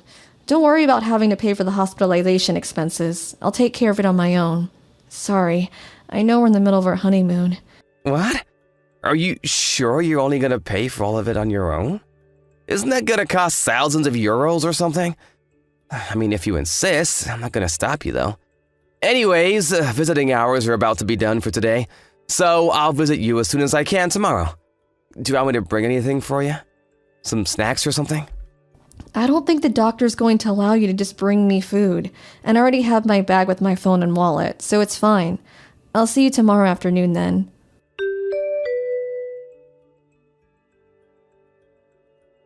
Hey, Monia.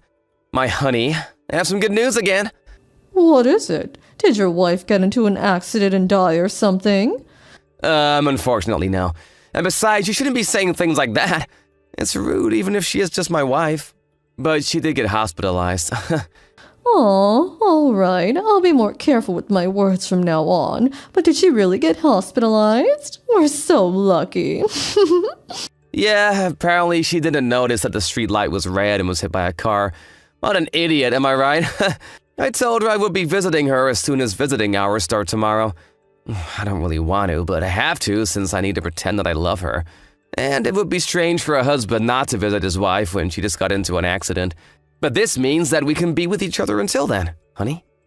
I'm so happy, darling. This is basically our honeymoon now, right? I guess. If this is our honeymoon and not me and my wife's now, then would you like to stay at our room? Room 1310 tonight. That sounds wonderful. I'll be there immediately, darling. I'm so excited. That means that I'm officially better than her, right? I guess. But you were always better than her, Monia. The only reason I married her is because she would do what I say and would even work on top of doing housework. Alright then, I'll be waiting for you in the state that I was born in, honey.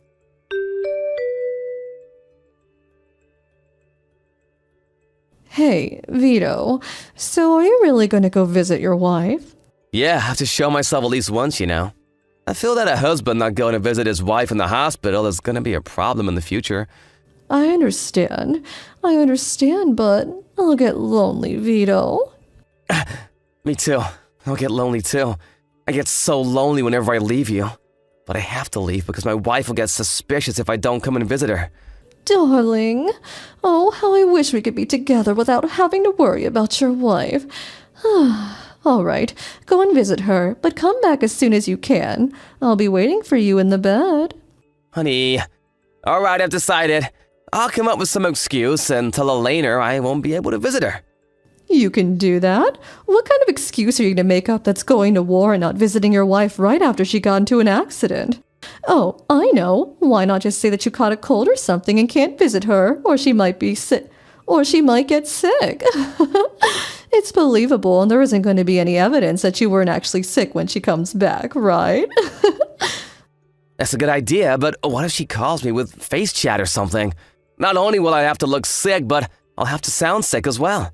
She might see through my acting. But I have an even better idea than yours. You see, my mother also happens to be on vacation. Oh, really? At the same time as you and your wife's honeymoon? What a coincidence. Don't tell me she followed you or something. I called my dad the first day of our honeymoon. And apparently, Mom just suddenly decided to go on a trip of her own. But you've just said what I was going to say myself, honey. I'm going to pretend that Mother secretly followed us to Milan, and that I'm currently arguing with her since she wants to go on a trip with us. This is going to cause some tension between the two of them, and yep, I think it will work.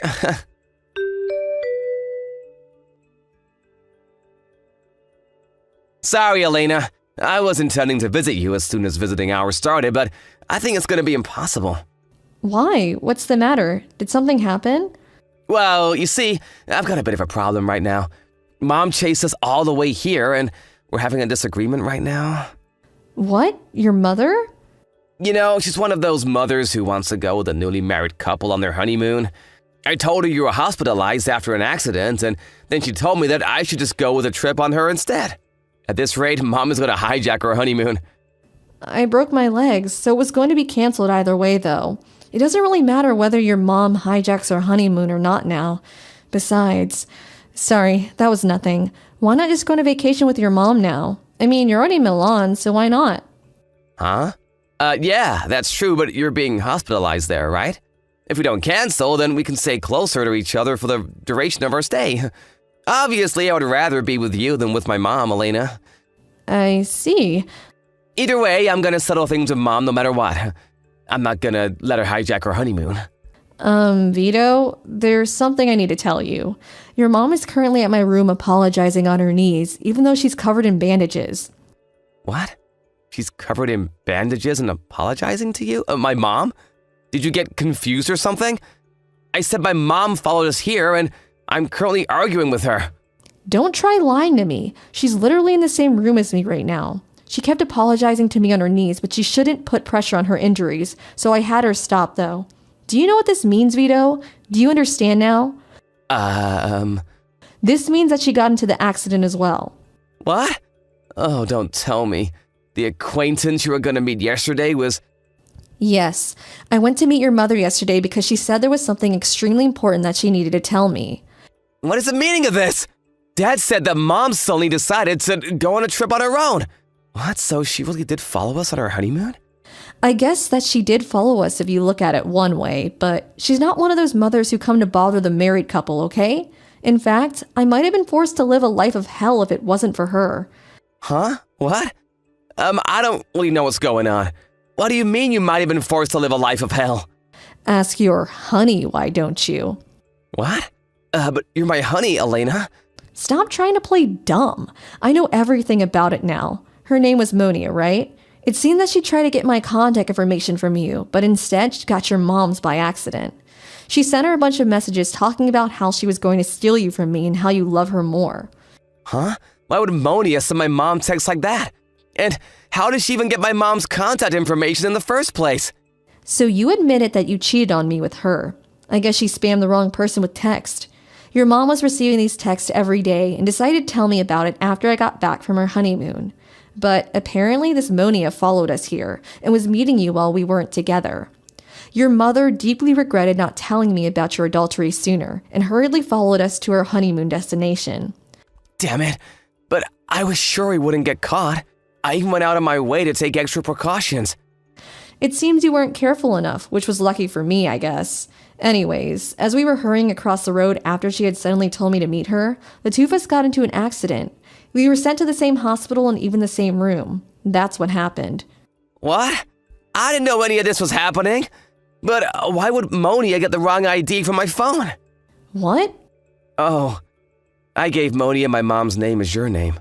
Why would you do that? I thought it would help to prevent us from getting caught. I don't think me and Monia have any mutual acquaintances, but just to be sure, I thought... I see. So it backfired on you. Anyways, don't come to the hospital, alright? Why not? Do you intend on starting a scene with someone who's neither mentally nor physically well? Your mom says she doesn't want to see you either. Mom is mad at me too? But... Mad is an understatement. She's practically livid and says that she's even thinking of cutting ties with you. Oh, and by the way, it seems your father's going to come and see you. Dad is here too? Of course. The two of us are stuck in the hospital for the time being, so we had him come to catch you. I'm not going to let you escape, alright? I'm not letting you get away without paying an alimony first.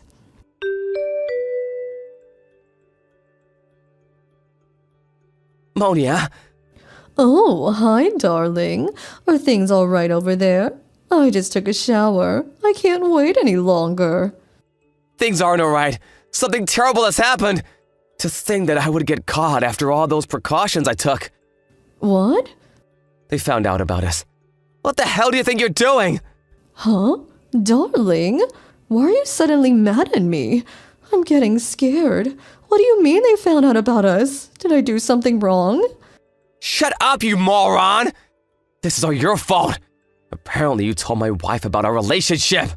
Oh, that? Why didn't you just say it was about your wife finding out about a relationship in the first place? That's what you meant when you said they found out? You're so overdramatic, Vito. Gosh.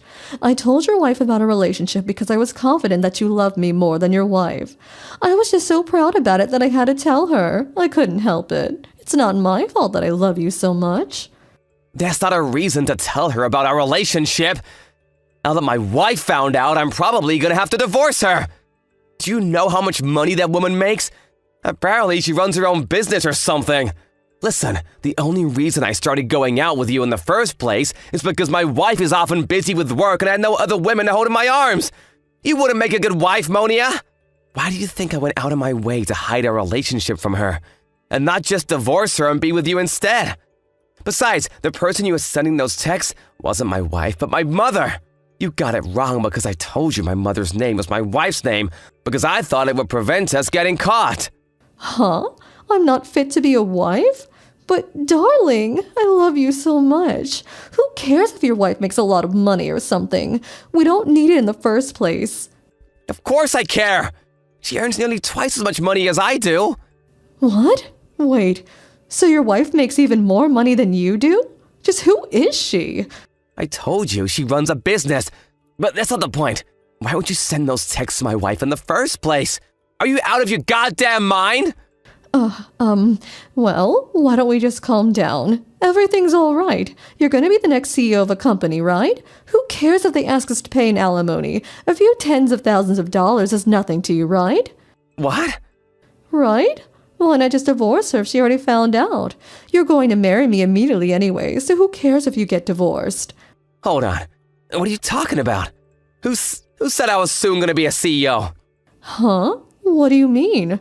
You're going to be the next CEO of A corporations, are you not, darling? Your dad is the current CEO, and if I marry you, I'll be able to live in that mansion, right? I'm looking forward to it.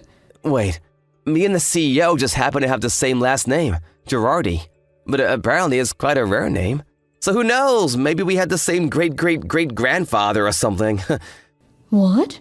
Are you kidding me right now or something, Vito? I'm not kidding. He's not my father. He's not even a relative as far as I know. What did you say? Do you think this is some fucking joke or something? So you're saying that I won't become the celebrity wife of a CEO?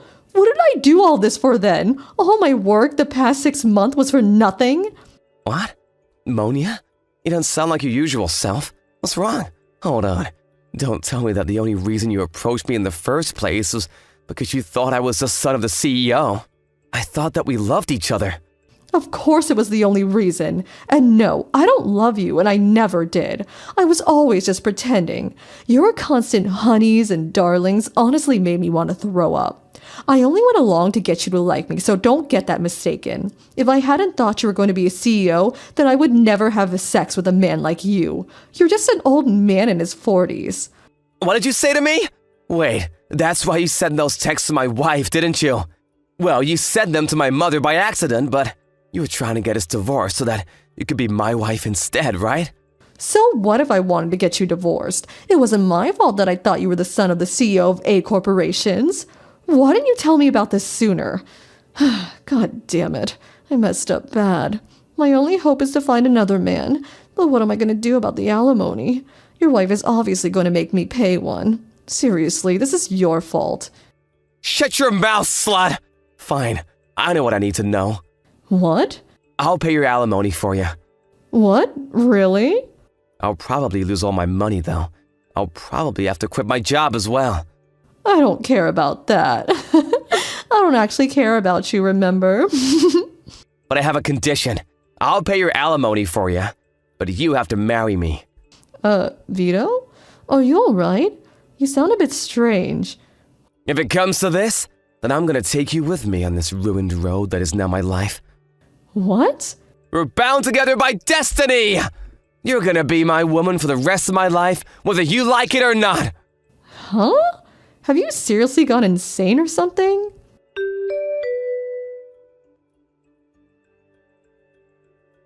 The woman Vito cheated on me with, Elena, is 19 years old. Apparently she had cut ties with her parents and siblings and went on her own to the capital, dreaming of marrying someone rich and famous. The first man she met was Vito. Apparently they met at Vito's workplace, as Elena had gotten a job to support herself until she married someone rich and famous. They worked at A Corporations, a company that produces household appliances, and whose CEO's last name is Gerhardi, same as Vito's. Thus, either by cruel coincidence or by fate, the two were brought together, and Elena set her plan of seducing Vito and stealing him from me in motion. This plan of hers was executed perfectly. After all, she did get us a divorce. Except for the fact that she made the crucial mistake of thinking that Vito was the CEO's son. Given her situation, the only person she could count on after the incident was Vito, who was 20 years older than her. Vito's parents and siblings cut ties with him as well, and so the two, having no one else to rely on, promised to stay together, even though there was no love between them and only hate. If that isn't hell, I don't know what is. They moved together to the new house that Vito had bought, which was supposed to be ours. Vito didn't lose his job at the end of the day, even though for some reason he thought that he would have to quit. Vito provides for the two of them, while Elena on the other hand just stays at home, sometimes doing housework, and probably always thinking about how she might one day get to divorce Vito and marry an actual celebrity. I, on the other hand, had them pay an alimony up front and got divorced with Vito, and that was the end of it for me. I only see the two of them falling into poverty and messing up their lives in the future, but I honestly don't care anymore, so I'm going to do my best to forget about this whole ordeal. Hello, Rita! Hey, did you consider my offer of hosting a barbecue party at your house? It'd be a great way to get to know the people around here, don't you think? Was it called a dog run or something? It's such a waste of space using such a large yard just for your dogs. You've got a large living room too as well, right? If you combine it with the yard, we can easily fit 50 people. I'll host the party for you, so just hurry up and lend me the space. Hello, Pietra. Yes, a barbecue party does sound like a lot of fun. I just don't want to have one at my house. I've told you this several times already, so will you please stop asking if you can host a barbecue party at our house? It's really not funny anymore. By the way, we have 2 Doberman and 1 Shepherd dog, so they need that much space to get the proper exercise. What? You mean you have 3 guard dogs? Well, yes, I've trained them to not let any suspicious people enter the house. Besides, the dog run is for these 3 guys, and I think they'd be really mad if some people made a mess in their yard. And of course, I've trained them not to bite people. Bite people?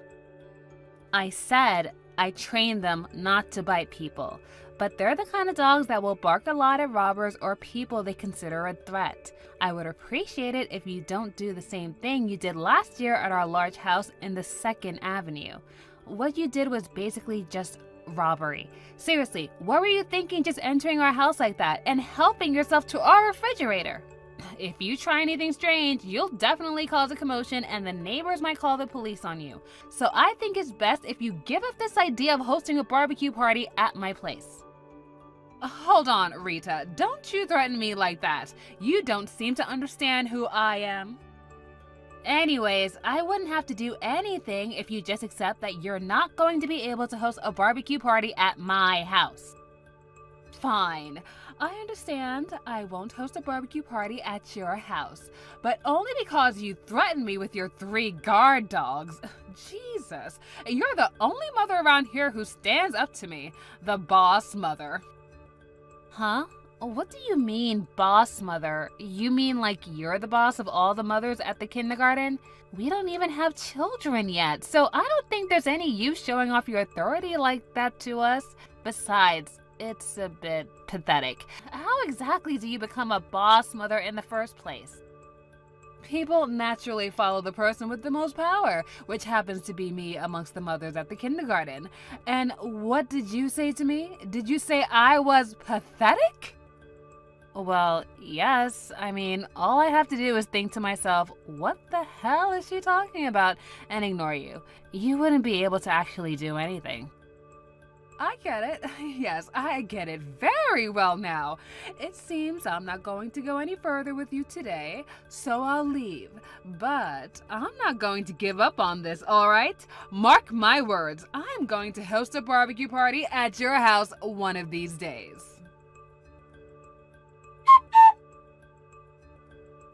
Hey, Rita, I heard that you guys adopted a child. I did a bit of investigation, and apparently he was 4 years old, the same age as my daughter. She's the kid who entered our kindergarten just recently, right? I wondered why I wasn't seeing the other mothers recently, but now I know why. You were taking them from me. Well, since it's come to this, I guess I don't have to hold back anymore. Now that you're one of the mothers at the kindergarten, you are going to have to do what I say because I'm the boss mother around here. Well, to business then. I'm going to host a barbecue party at your house. And it looks like you aren't home right now, but that doesn't matter. I'm going to host it right now this afternoon. You refused me over a half a year ago, but when it comes to the kindergarten, you're just a newbie. Considering your position, there's no way you'll be able to refuse now. All right, I told you, so you can't criticize me anymore. It looks like you left with your dogs as well, which is very, very fortunate for me.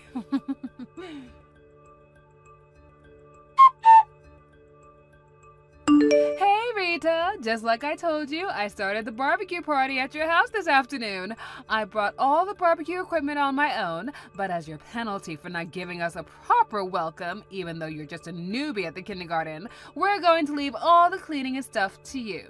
Oh, and we're also going to make you pay for all the meat and vegetables we ate at the party.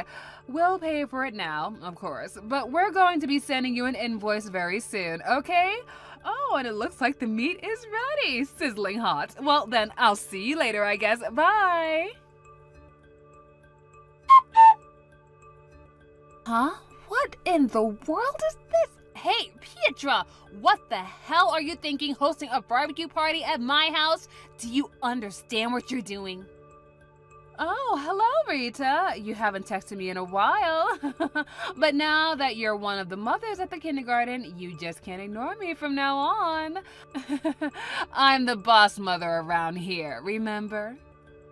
I don't care about that. I'm asking you, what the hell are you doing in my house? Well, I heard that you left, so I decided to borrow your yard and living room to host a barbecue party. Oh, by the way, there are actually around 50 people.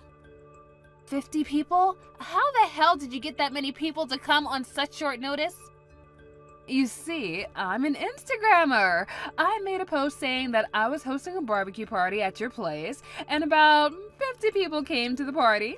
You see, I've got quite a lot of followers in this town as the boss mother. Don't you understand that you're trespassing on another person's property? What makes you think that what you're doing is actually legal? Oh, come on. Didn't I tell you I was going to host a party one of these days? Don't get so mad. We're just having a party here. It's not like we're going to rob you or something. But I never agreed to have a barbecue party at my house. Actually, I only just saw your text just now. Yeah, but that's your fault for not replying sooner, sweetie. I told you I would be hosting a party this afternoon, which meant that I didn't do anything wrong. Hold on. How did you get in there in the first place? I'm pretty sure I locked the door when I left. Oh yeah, it was locked, which is why I broke the window and got in through there. You broke the window? Are you seriously out of your mind? I told you earlier as well, but you're the newbie mother at the kindergarten, Rita. You're the lowest ranking mother at the kindergarten, while I'm the boss of all the mothers, which means that you have to do whatever I say from now on. Okay, but I've got nothing to do with the kindergarten you send your kids to.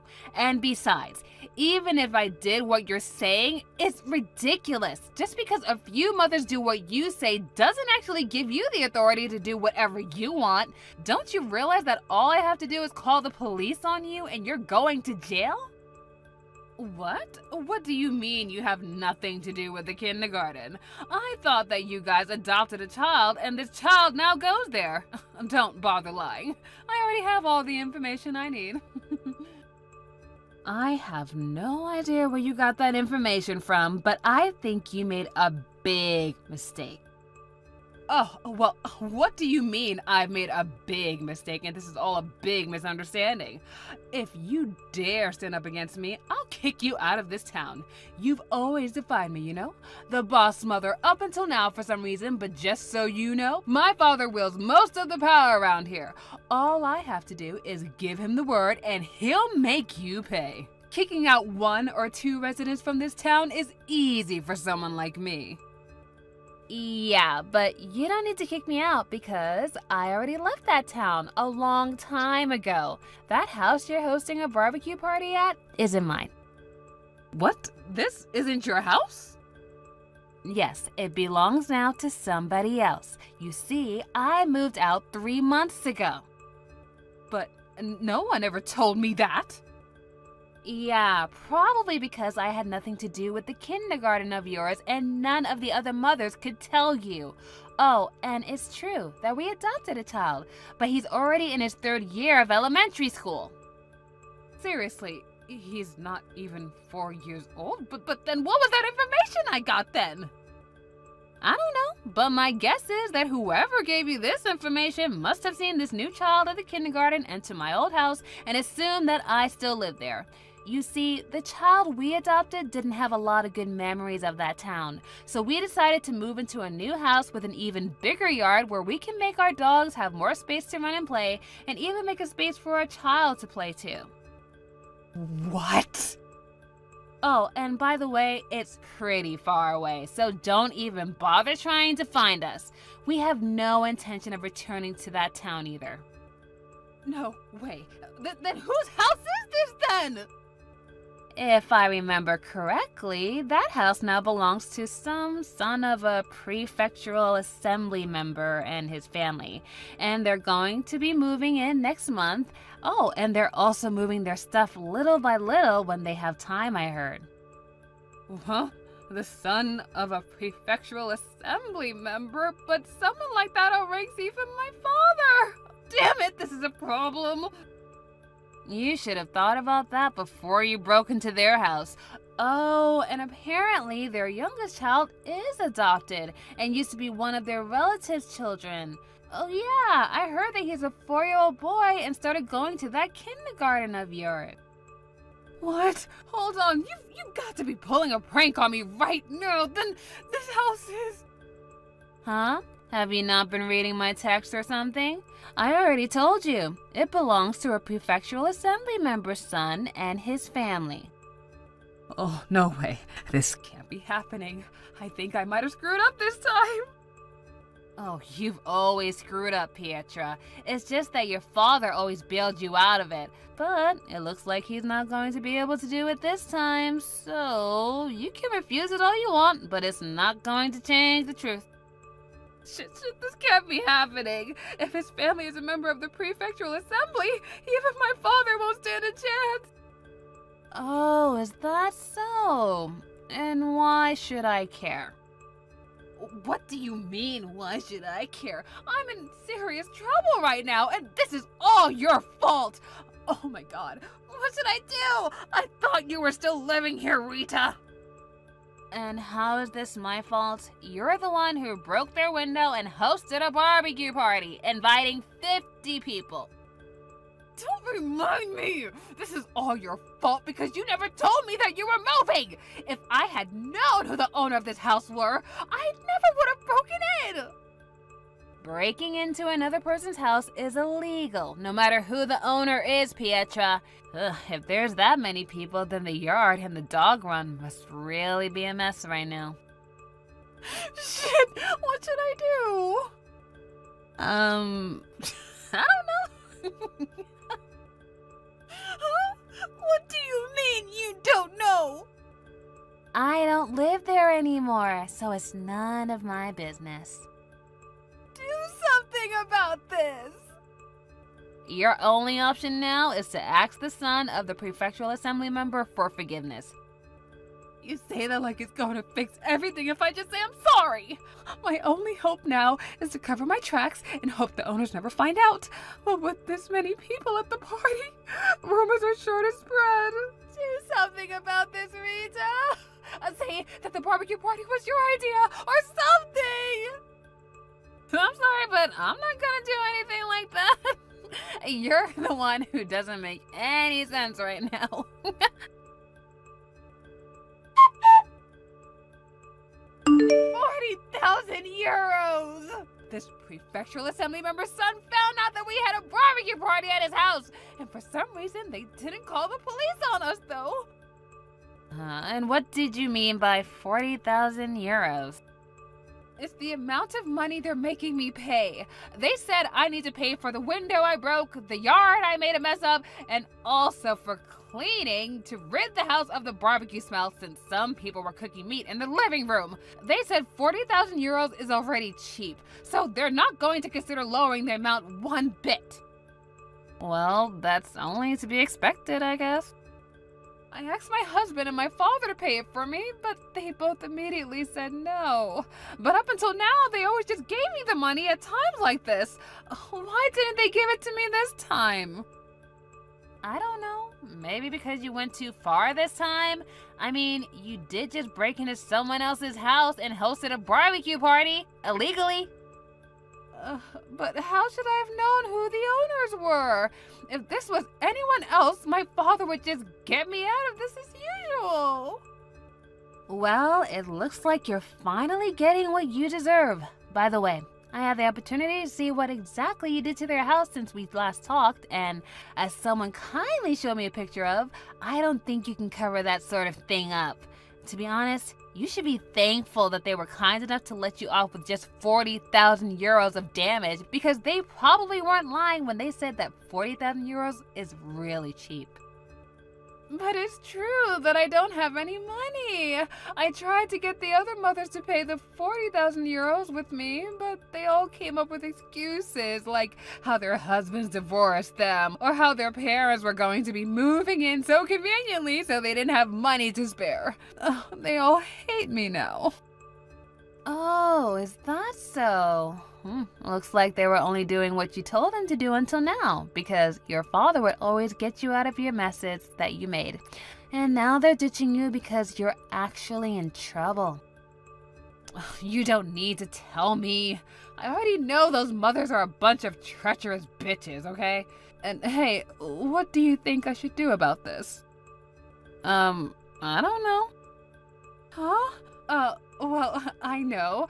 You give me the 40,000 euros? I mean, this was all your fault after all. If you had just replied to my text sooner, I would have found out that it wasn't your house anymore, but the prefectural assembly member's son's house, and I never would have hosted this barbecue party. Yeah, that's not very convincing, so I think I'll pass. Sorry, but it's time for my dog's walk, so bye. What? You're prioritizing your dogs over me again? Yeah, it's tough having to take care of 3 large dogs, you know? It's like having 3 little toddlers to take care of. I don't care about your dogs or whatever. That's none of my business. Exactly. All right, now we understand that both of us don't have anything to do with each other. So I can go now, right? Hold on, Rita. We're friends, right? Come on, help a friend in need. I know you have the money. Goodbye, Pietra.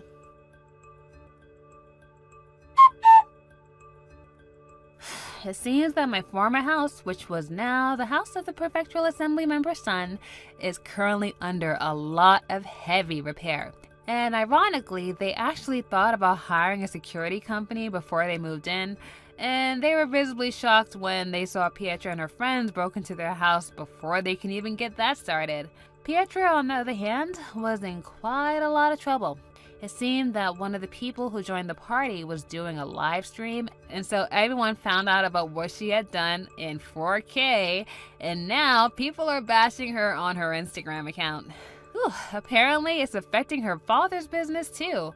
Also, it was decided that she and her husband would get a divorce, and her husband would get sole custody of the kids. And of the 40,000 euros the prefectural assembly member's son asked for, Pietra would only be able to pay for 32,000 euros, while some of the other people that were responsible for the damages as well only had to pay 8,000 euros in total.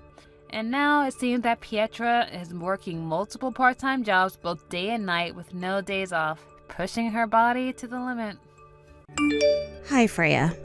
How are you doing? I just wanted to message you about a question I had. What was your intention to do what you did at my mother's funeral today? I think it was a little crazy of you to do something like that, especially when someone just passed away. Oh, I'm sorry. I thought it was a little harsh what I did, but was that actually your mother's funeral? I thought that if a beautiful woman like me appeared in a wedding dress, then everyone would have had a big smile on their face. Since your mother was so bitter when she was alive, wasn't she? I just thought that I would bring some joy to the event. I suppose you don't even realize what kind of terrible thing you've done. You've made a complete mockery out of my mother's funeral. What are you on about? Like you can talk, Stephanie. You were the one who did something terrible first. I just reciprocated. What the heck are you talking about, Freya? I haven't done anything to you. I just think it's crazy that someone who was in such a lower class than me in middle and high school would be able to get married before I do. It doesn't make any sense. And then you had to go and ruin my family by marrying my older brother. Why did it have to be him? There were plenty of other men in our school. Now you're my sister-in-law, and it's just ridiculous. You're the worst person on this planet for my brother and this family. What's brought all this on, Freya? What's your problem with me? Whenever I do anything or say anything, you always have something horrible to say back to me. So because of how you feel towards me, you go and do what you did at my mother's funeral to get back at me? Is that it? Because of how you feel towards me? You're just the worst, Freya. You're incredibly annoying. I want you to get a divorce from my brother immediately. You don't deserve to be with him. He deserves someone who's beautiful and smart. Do you seriously think I'm going to do what you say? Do you want to see how I see this? It's been over 10 years since we graduated high school and we're adults now, but this is going too far. You need to move on, Freya. You're dragging everything up from how we were in high school and relating it back to then. This isn't high school anymore, Freya. Stop being so annoying. What? Excuse me? You think you can talk to me like that? Don't you dare talk back to me like that. You're so vindictive. I've apologized to you and you're still complaining about things I didn't mean to do. You're so scary, you know that? I'll tell my brother to scold you later about how you're treating me. I'm your sister-in-law and you can't treat me this way. Don't you get it? Your brother is also angry at you for wearing your wedding dress to my mother's funeral. Don't you understand what funeral attire is? Huh? Why would he be angry at me for that? I'm his beautiful little sister. How can one get angry at a beautiful woman in a wedding dress? Seriously? Don't you understand how crazy it is to show up in a wedding dress at a funeral? Are you mad? No, as a beautiful woman like myself is special and I can do what I want. There's no way my brother will stay angry at me for long. You should be feeling grateful as I added flowers to such a bitter atmosphere. Don't twist this around on me. It's not my fault you ruined my mother's funeral. I have a different stance on this. Well, that's obvious now, isn't it? I'm allowed to wear whatever I want to whatever event is being held. I can see I'm not getting anywhere with this. Don't even think about complaining about things when I get my revenge on you sometime. Do you really think you'll be able to perform a counterattack to what I did at your stupid mother's funeral? I would love to see you try. I don't care if you take it that way. I'm just warning you for the time being. Wow, I'm shaking in my little boots. I guess I'll sit and wait patiently for your revenge plan to be put into practice.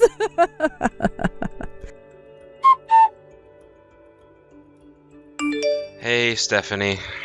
I just wanted to apologize about what happened today. It shouldn't have gone that way at all. How are you feeling right now? Are you okay? I really can't believe what happened today. I don't know what came over my sister. Oh, hello, Alex. Well, of course all of my extended relatives are extremely angry about what happened. I know that you went to your parents' house to protest about what Freya did, so I would like to see how it all unfolds. Oh, yes. They were super mad at the end of the funeral. Yeah, let's see how this all goes down. How are you doing? Have you been in touch with Freya about what she did? How do you feel about her wearing a wedding dress to the funeral? Yeah, what she did was really messed up. I don't know what her intentions are, to be honest. It was quite messed up, yes. I agree with you. I should have gone over to my parents' house immediately after it all and told them how she shamed everyone. My parents know what she's like, so we're all scolding her right now. She's not even listening to anything I'm trying to tell her, and she's just to me like, oh, my poor brother and his struggles. She's ignoring what she's done. Oh, I see. Well, that's not great at all. She just thinks she can get away with anything and everything. Anyways, I'll go back home in a while. My head's spinning so much from the conversations going around and around in circles. I'm getting nowhere with this. If I stay at my parents' house, Freya's gonna think that I'm on her side of things when I'm not. Do you think that she's thinking about that? I don't know, Alex. Look, I'm getting tired. It's been a long day. I just want to rest and forget what happened today. I'm really sorry. I don't think I've been very helpful at all. No, it's okay. It's been a weird and frustrating day. Take care getting home. Oh, Stephanie, we need to talk. You're not going to believe what's just happened. I'm getting married. Oh, is that so? I guess that's good news. Congratulations on the proposal. You've got no choice but to come to my wedding, right? You're my brother's wife, of course, so there's no way you can refuse the invite. Well, I need to know the time and date of the ceremony first to make sure it doesn't clash with other things I'm doing. Even if you had plans on the day of my wedding, you would need to move them and prioritize my event. So, the decision has been made for you. You're coming to my wedding and that's final. You've got to be kidding me, right? Freya, when and what time is the wedding? How am I supposed to know where to go? Hey, Alex. Sorry I haven't gotten back to you. I'm on a business trip. Are you still at work right now? I'm just on my break right now, so it's okay to talk. What's going on? Did you hear the news about Freya getting married? I can't believe she just messaged me that. I had absolutely no idea that she was seeing somebody. Huh? What are you talking about? Are you for real? No, I haven't heard anything. I've heard that she has a boyfriend that she wants to marry, but I haven't actually heard they're actually thinking about marriage. I just heard from her before. She messaged me and said she's getting married, just out of the blue, really. Oh, really? She made the effort to message you about it? Yeah, weird, right? I was also asked to attend the wedding, so I asked when the wedding was going to be and what time, but she didn't tell me. Even if I were to have plans that day, she said that I needed to prioritize her wedding before anything else. After that conversation, I still know nothing more apart from that she's getting married. What the heck is going on with my sister? I know she's been acting up, but never this bad. I guess nothing has been decided yet as to how she needs to be punished for what she's done to my family? No, not yet. I haven't received any announcements from her or anyone, so I haven't made a decision about her wedding at this point. Right, that's fair. What the heck are you going to do about this? Actually, I was thinking of talking to you about it when I get home today. My parents, they haven't talked to Freya since what's happened at your mother's funeral. Neither have I, for that matter. What? They haven't even approached her about what she did. I guess it's like the Cold War with everyone under the same roof. They won't forgive her unless she apologized to you about what she did at your mother's funeral. Oh, I see what you mean. She literally has no remorse. I don't get how she turned out like this when the rest of your family is so sweet and kind. Yeah, it's a bit messed up for sure. Freya isn't showing any remorse towards what she did, so it seems that my father has something in mind for her. I was wondering if you could have a snoop around with what's going on. If that's alright with you. Yeah, of course. That's not a problem. I'll see what I can find out. Hey, Stephanie, what the heck are you up to? You need to hurry up and get here right now. I gave you an order to prioritize my wedding even if you had other business to attend to. And my older brother and my parents haven't come yet either. I never expected you to get involved in my business. You're such a terrible person. Huh? Freya, what are you talking about? Are you talking about your wedding ceremony? Is it happening already?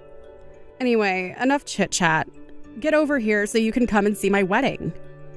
I can't come. I'm still grieving the loss of my mother, and it's been about 2 months today since her funeral.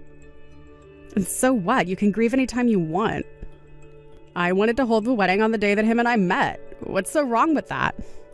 No matter which way you look at it, my wedding should be the top priority. In fact, on such a wonderful day like this, it would be outrageous to hold a memorial for a bitter mother that you had. Okay, now hold up just a minute. You can't just talk to me like that.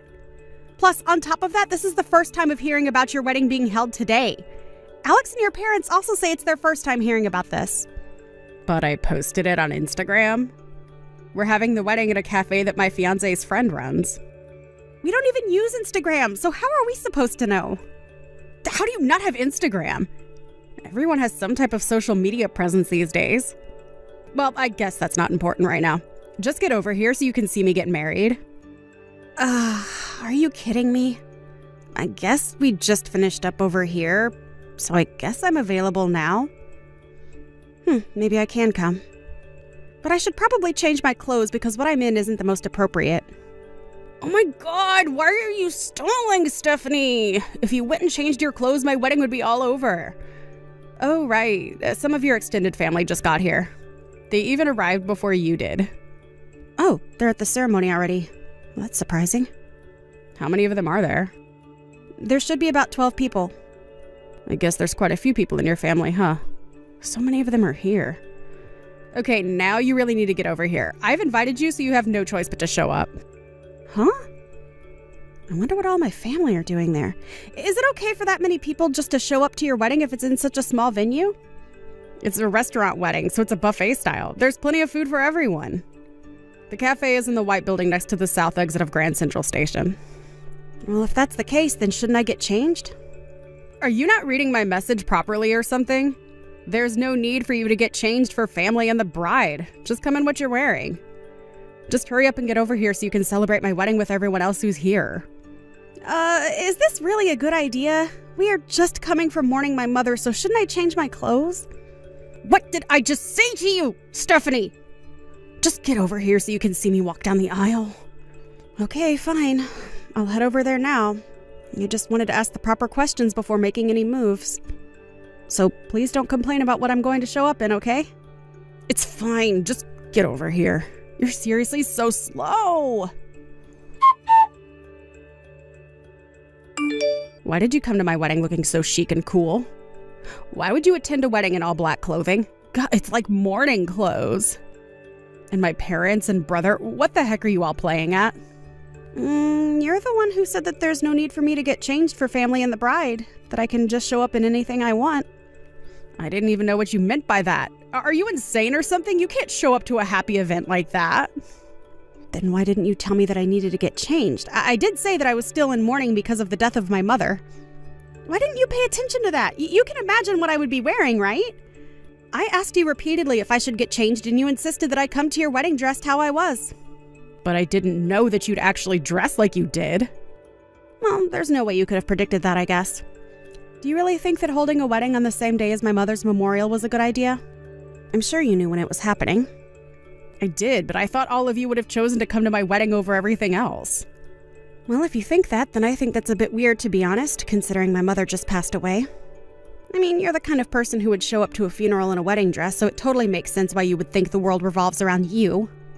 But I didn't think that you'd show up in that getup you had on. Ugh. You can't just turn this around on me. Freya, are you there? We need to talk. Immediately. It's important. Oh, hello, Alex. I guess we can talk. I just saw the messages that you were sending to my wife. Huh?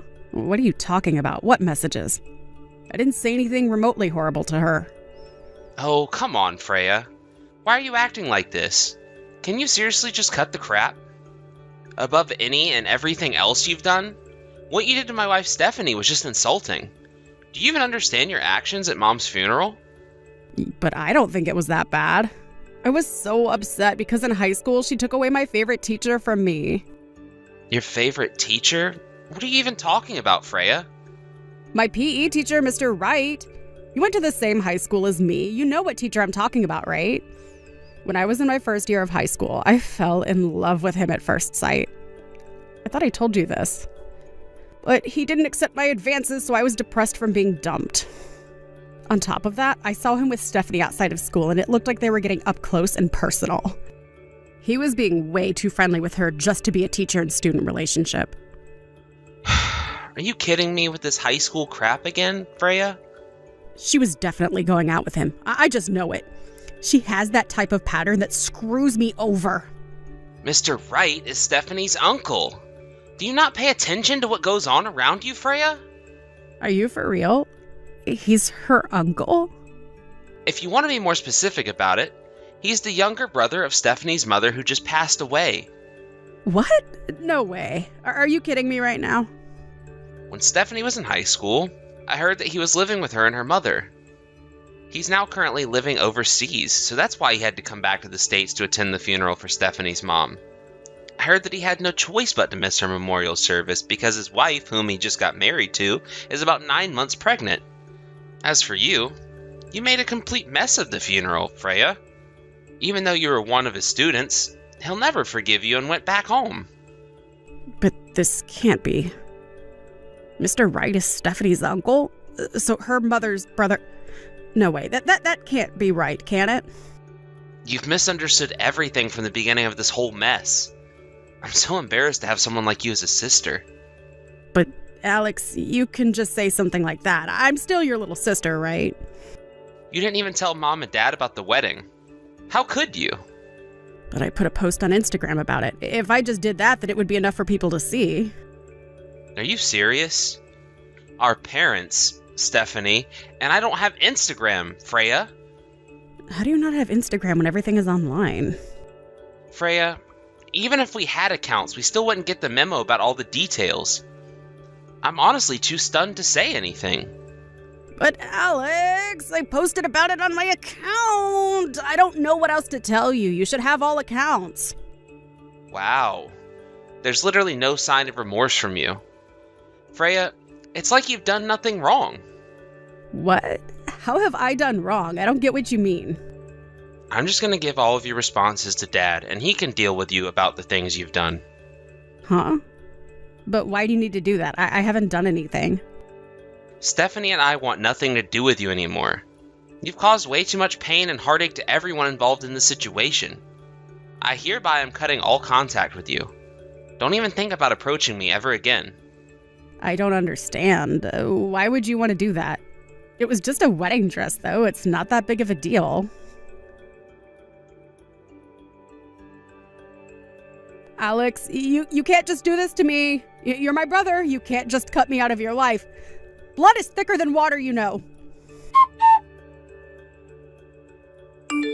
2 weeks later, Freya called off her engagement to her man. Apparently, they were actually planning to register their marriage after the wedding took place.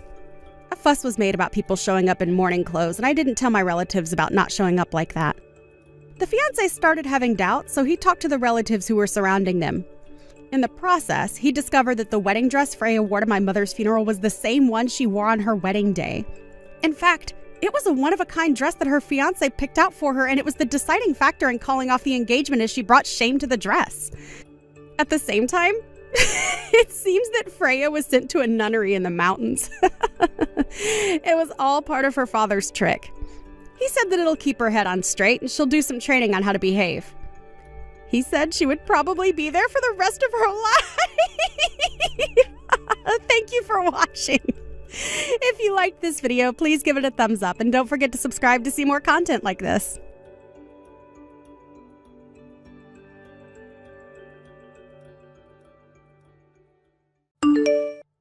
Hey, Alice, you mind if I move this wheelchair out of my way at the front door? What's that, Gavin? My wheelchair is getting in your way or something? I made sure to put it in the corner of the entrance there specifically so it wouldn't. Well, while I'm trying to get in and out of the house, it still gets in my way. Are you talking about my spare wheelchair? What? This is your spare one? I think it is. I'm currently sitting in mine right now, so that should mean the one you're talking about is just my spare wheelchair. But why would it be getting in your way when I made sure to put it off to the side for you? I'm sure you were just using it before and forgot to put it away, right?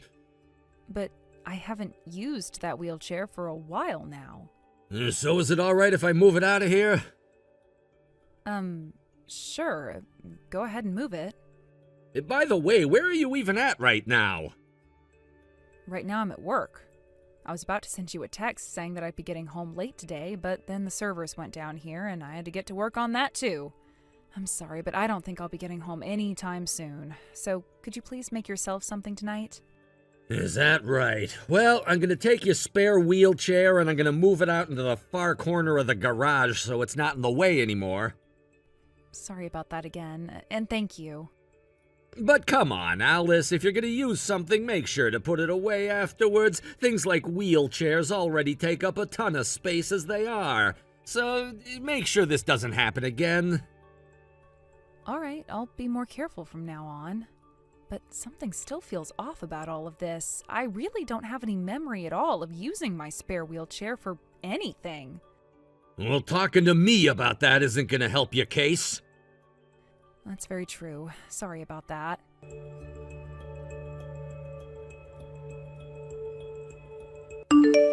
Alice, it's getting close to 2 years now since you ended up in that wheelchair after that car accident you were in. And you still haven't been divorced by Gavin yet? Long time no see, Millie. And that's right. Thankfully, Gavin never talked to me again about wanting to get a divorce after that. And you get to live in that nice 2-story house of yours, which also happens to have a cool elevator inside of it.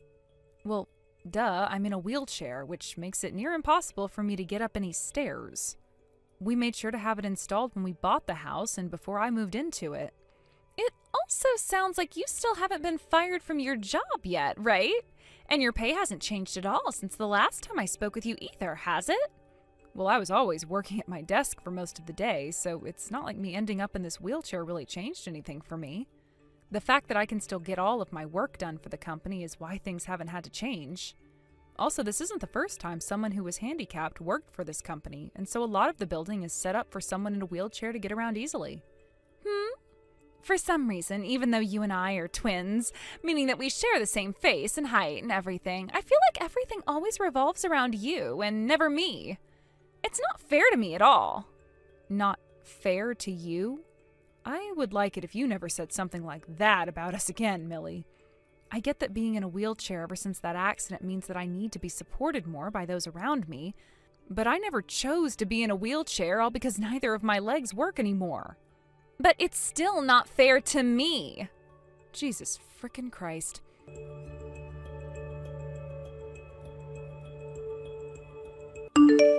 Gavin, I'm pretty sure you're focused on work still, so I'm just going to leave you with these texts giving you an update. I told you the other day about how the server at my work went down and I needed to stay late to fix it, right? A lot of the details are not cleared for me to talk about outside the office, so I won't go into too much detail. But the problems the server has been having is a lot more damaging than I had first thought. We really need to get these issues taken care of since this affects the whole entire company, beyond the headquarters. And so my team and I will be staying here for a day or two to work around the clock on this problem. I'm really sorry that I won't be home for a couple of days, but there's nothing else I can do. If there's anything you ever need from me for the next few days, go ahead and send me a text about it, and when I have some free time, I'll get back to you. And if there's ever an emergency for you, you can try calling my phone to get a hold of me, but it's better if you call the company and have them transfer you over to my desk phone. Anyway, when things calm down for a bit here, I'll get back in touch with you.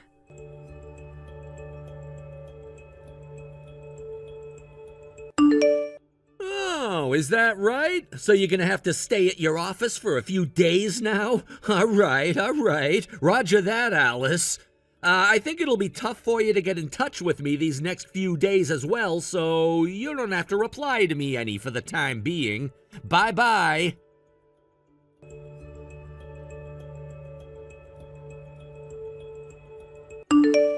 Wow, you really shocked me there. You told me you'd be away at the office for a few days, and so I assumed you wouldn't be coming home any. And that's why I made a dash here to get all my things ready to go on vacation. But to see you were back at home while I was here? That's not at all what you told me before, Alice. Well, there's no helping that you already found out about what I was gonna do, so either way, I'm going on this vacation overseas with my girlfriend now, which means you'll have to forgive me. After all, you were the one that lied to me about not being home, so you're at fault for what's happened to you this time. So for the time being, I'm gonna put this overseas trip with my girlfriend first and come back for you later. We can talk more about all of this when I'm back from my time with her.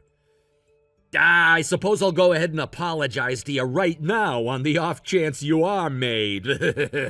Sorry for blocking you on the second floor bathroom like that when you're in a wheelchair. I noticed that your phone is down on the first floor, so you won't be reading all of this until later on, and you won't be able to call anyone for help either. I'll be back to the States in about 2 weeks or so, so until then you just stay put in that bathroom and make sure that you stay alive. And if you do survive that long, that would be pretty incredible of you. Bye-bye now.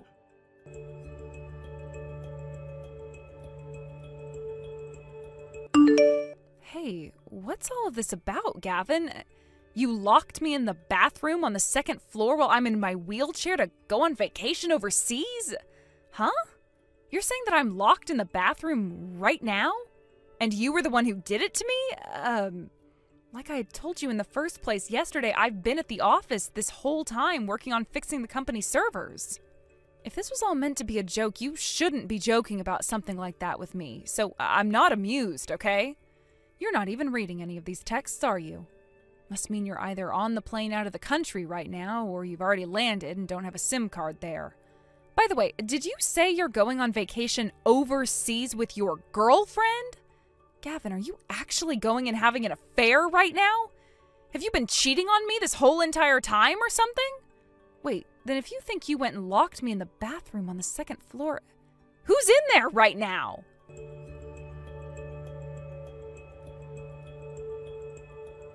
Millie?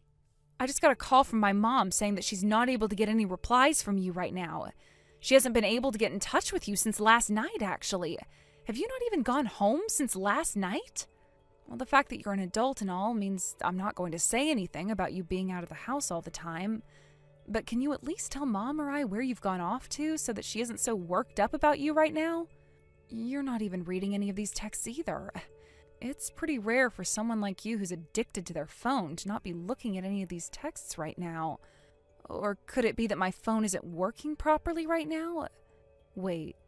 No way.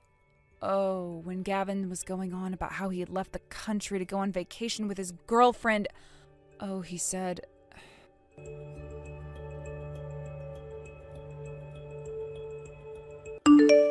Hey, Alice! It's not like you can respond to any of my texts right now, but I wonder how life is going for you right now in the bathroom. You making out all right in there? Well, right now I'm having a blast staying at a 5-star resort with my girlfriend on the beach and hitting all the tourist spots with her while we're on this island. And when it comes time to turn out the lights, you bet her and I are making that time in the queen-size bed count. Man, who would have thought being able to work remotely for a few weeks outside the country could be this good? Had I not been given this chance by my boss, then there would have been no way for me to take 2 whole weeks off work for this. Kinda boring that when I finally have the chance to brag this much, you can't even respond to me. This is actually very boring for me. Oh, you wanted to get a response out of me? Huh? There, you got that response you were wishing for, Gavin. So what now? You should be locked in the bathroom on the 2nd floor of our house. And I made sure that your phone was down on the counter of the 1st floor. What? When it comes to the person you went locked in the bathroom back at our house, they were no longer breathing. What? They were found about a day after they had stopped breathing, which means they had no chance of being saved. And from the look of things, they had been drinking toilet water for about a day or two because someone had also turned off the water to the house before leaving. What? And if you're wondering why they didn't smash their way out of there in desperation, you can thank the shelf that was pushed in the way of the door in order to keep them locked away. The stench inside that room was so bad because the air stopped circulating throughout the bathroom, making it hard for the EMTs to even breathe. They also left a note saying that they thought they could make it at least another few days, but that wasn't the case. Hold on a second. If you're able to tell me all of that right now, then that means you made it out of the bathroom? I'm not even going to comment. Huh? Then who even is this? If you'd like to know who I am, then you need to come back to the States and find out. Then we can have a chat about what's going to happen to you.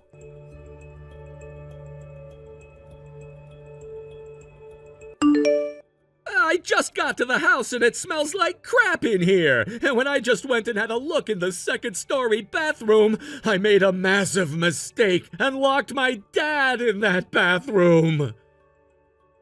And that smell you're smelling right now wasn't from his body. It's the smell of burnt hair that you always told me you hated. I went and burned some of my own in order to fill the whole house with it as a form of payback. What the hell? God damn it! My girlfriend's father was in the house as well when I got there, and after he'd told me what happened to my dad, he punched me in the cheek and told his daughter and I that we'd never see one another again. How bad did things come to while I was gone? Well, at least for the past 2 weeks, you got to enjoy time at that 5-star resort, while with that girl you called your girlfriend. There was no helping that, all right? She wanted to stay out there for those 2 weeks because it was her first time ever going overseas like that. And seeing how much she would laugh and smile at all of it made it near impossible for me to tell her the trip was canceled and that we were going home. Is that so? Now enough about that. I want to know who it was that was talking to me when I was overseas, saying that they were you but weren't really you at all. You want to know about them? I guess I did promise you that I'd say something once you'd come back to the US. But before I do, there's one more thing. The person that you went and actually locked in the 2nd-story bathroom wasn't your dad or myself. What? The person that was in there was someone completely different. You made a mistake when you thought that was me. Wait. I don't care how much of a rush I was in to lock you up and get out of the house. There was no mistaking you for someone else. But you believed me when I said your dad had been locked in there by you. I know, but I was freaking out when I'd come home and the place smelled like crap and I saw the note in the bathroom. Well, anyway, there happens to be one other person in this world that looks exactly like me. Did you forget about her? What? Are you referring to... No way, that was your little sister Millie that I locked in there? That's right. Then that would mean it was you who was texting me after all when I was still overseas, right? Bingo. It was actually me and not someone else. But how? When I had seen who I thought was you in there, you were in a wheelchair. She was using my spare wheelchair that I had kept down by the front door. What? And remember a little while back, you were talking to me about how my spare wheelchair was getting in your way at the front door, even though I don't ever remember using it any? And you started to complain about me and how I never put anything I use away? Right, that did happen. Well, the real reason that the wheelchair was out like that, sitting in front of the door, was because Millie had taken it out and was using it before leaving it there. How do you know that? Because she's not actually dead and is still alive enough to tell me what was going on in our house. She always told me before you locked her in there that everything was always about me and my wheelchair and that wasn't fair to her. And, well, while you and I were at work during the week, she'd come over to the house and take my spare wheelchair to ride around town in it and get a lot of attention. What the hell is going on here? The way she was even able to get into our house in the first place was by stealing the spare key to our house from my parents' house and using that. And you want to know something really funny? The last time she was there, right before you had locked her away, she was planning on waiting for you to come home so that she could steal you from me. Huh? And while she was waiting, she took the spare wheelchair again and rode it up the elevator where she was then going to get naked and sit in it waiting for you to come home by sitting in the bathroom. Her plan was when you saw her, you'd think she was me since we're identical, and that you would be turned on by what you saw and go down on her. However, you, rushing home, thinking that I'd be at work for the next couple of days, saw her in there undressing, thinking that she was me, and slammed the door before locking her in there. This is what she told me would have happened after I'd talked with her while she's in the hospital. This can't be real! Well, her being trapped in the bathroom like that by you is something I'd like to say she deserves based on her reason for being in the house in the first place. So don't think that I'm only going to blame you for all that's happened during this event. Huh? But when it comes to how you've been cheating on me with another woman, that's a completely different kind of problem. So you didn't forget about that then? If I'd forgotten about that detail, then I might as well call myself an 85-year-old dementia patient. I was given a lot more details about what was going on with you by a worried neighbor of ours from down the road who had seen a lot from you. And to think, that girl you were talking about being with has actually been our next-door neighbor's wife. I can't believe this.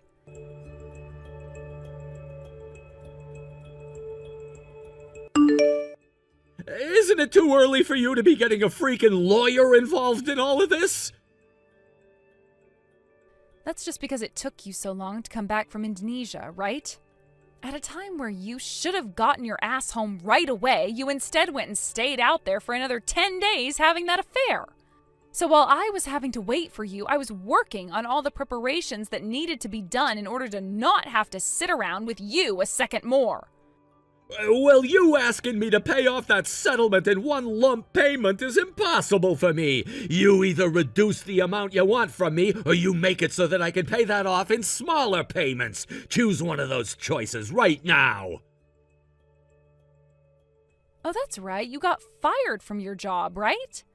You were given permission to work remotely for those 2 weeks you were away, yet you went and played around too much over there and never once did any of the tasks that were given to you. You know about all of that as well? And so what if I do? If you really do go through with having me pay you that settlement in one lump payment only, then I'm not going to have a penny left for me in any of my accounts. Well, there's no option for me to change what I've already asked for when it comes to that settlement. The same thing is happening with the neighbor's wife next door, and I am not going to be kind to you by allowing you to not pay as much or have more time to pay me back, while she still has to go about paying me the original way I'd asked. No way! But I have a life of my own! I don't give a damn about whatever sad life you have to live. What? Now, if you have any more complaints about this, which I really hope you don't, you go and talk to my lawyer about all of them instead of crying and whining to me. I'm putting my phone down now. Alice, please hold on a second.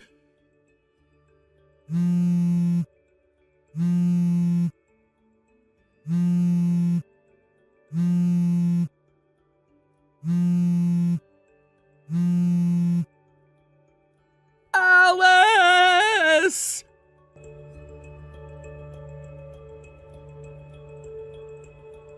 The next day, Gavin went ahead and made an attack on my parents' home, thinking that I was home. My parents' house was made very easy to access for me, and so he probably assumed that's where I was staying since I hadn't returned back to the house he and I had been in. However, he mistook my twin sister, who was sitting out on the porch of the house, as me again, and made a move on her. However, since the day that she had been locked in the bathroom of the house and almost starved to death there, she developed an intense fear of all men. And so when she saw him coming up to her while she was just trying to mind her own business, she let out this ear-ringing scream that alerted everyone around. My dad ended up sprinting out of the house, and when he saw Gavin there, who was about to lay a hand on my sister, my dad tackled him to the ground, and that was the end of Gavin's attack. From that day on, he no longer complained about anything and agreed to pay off that settlement to me in one lump payment. He did, however, cry to my lawyer about how he had to go into so much debt in order to do such a thing for me, but my lawyer told him to stop acting like a 1-year-old and grow up. When it comes to the wife of our next-door neighbor, she also went and agreed to pay the settlement off in one lump payment. But of course that meant she'd also be going into debt hell like Gavin was. So as of right now, the two of them are not seeing one another anymore, but ended up having the exact same outcome of having to work their butts off every week in order to try and escape all that debt. Thank you for watching and listening. We hope you enjoyed the video. Don't forget to like this video and subscribe. Also, feel free to leave a comment about what you thought of the story. We look forward to seeing you at the next story. Thank you for watching. Please subscribe and hit the like button. See you next time.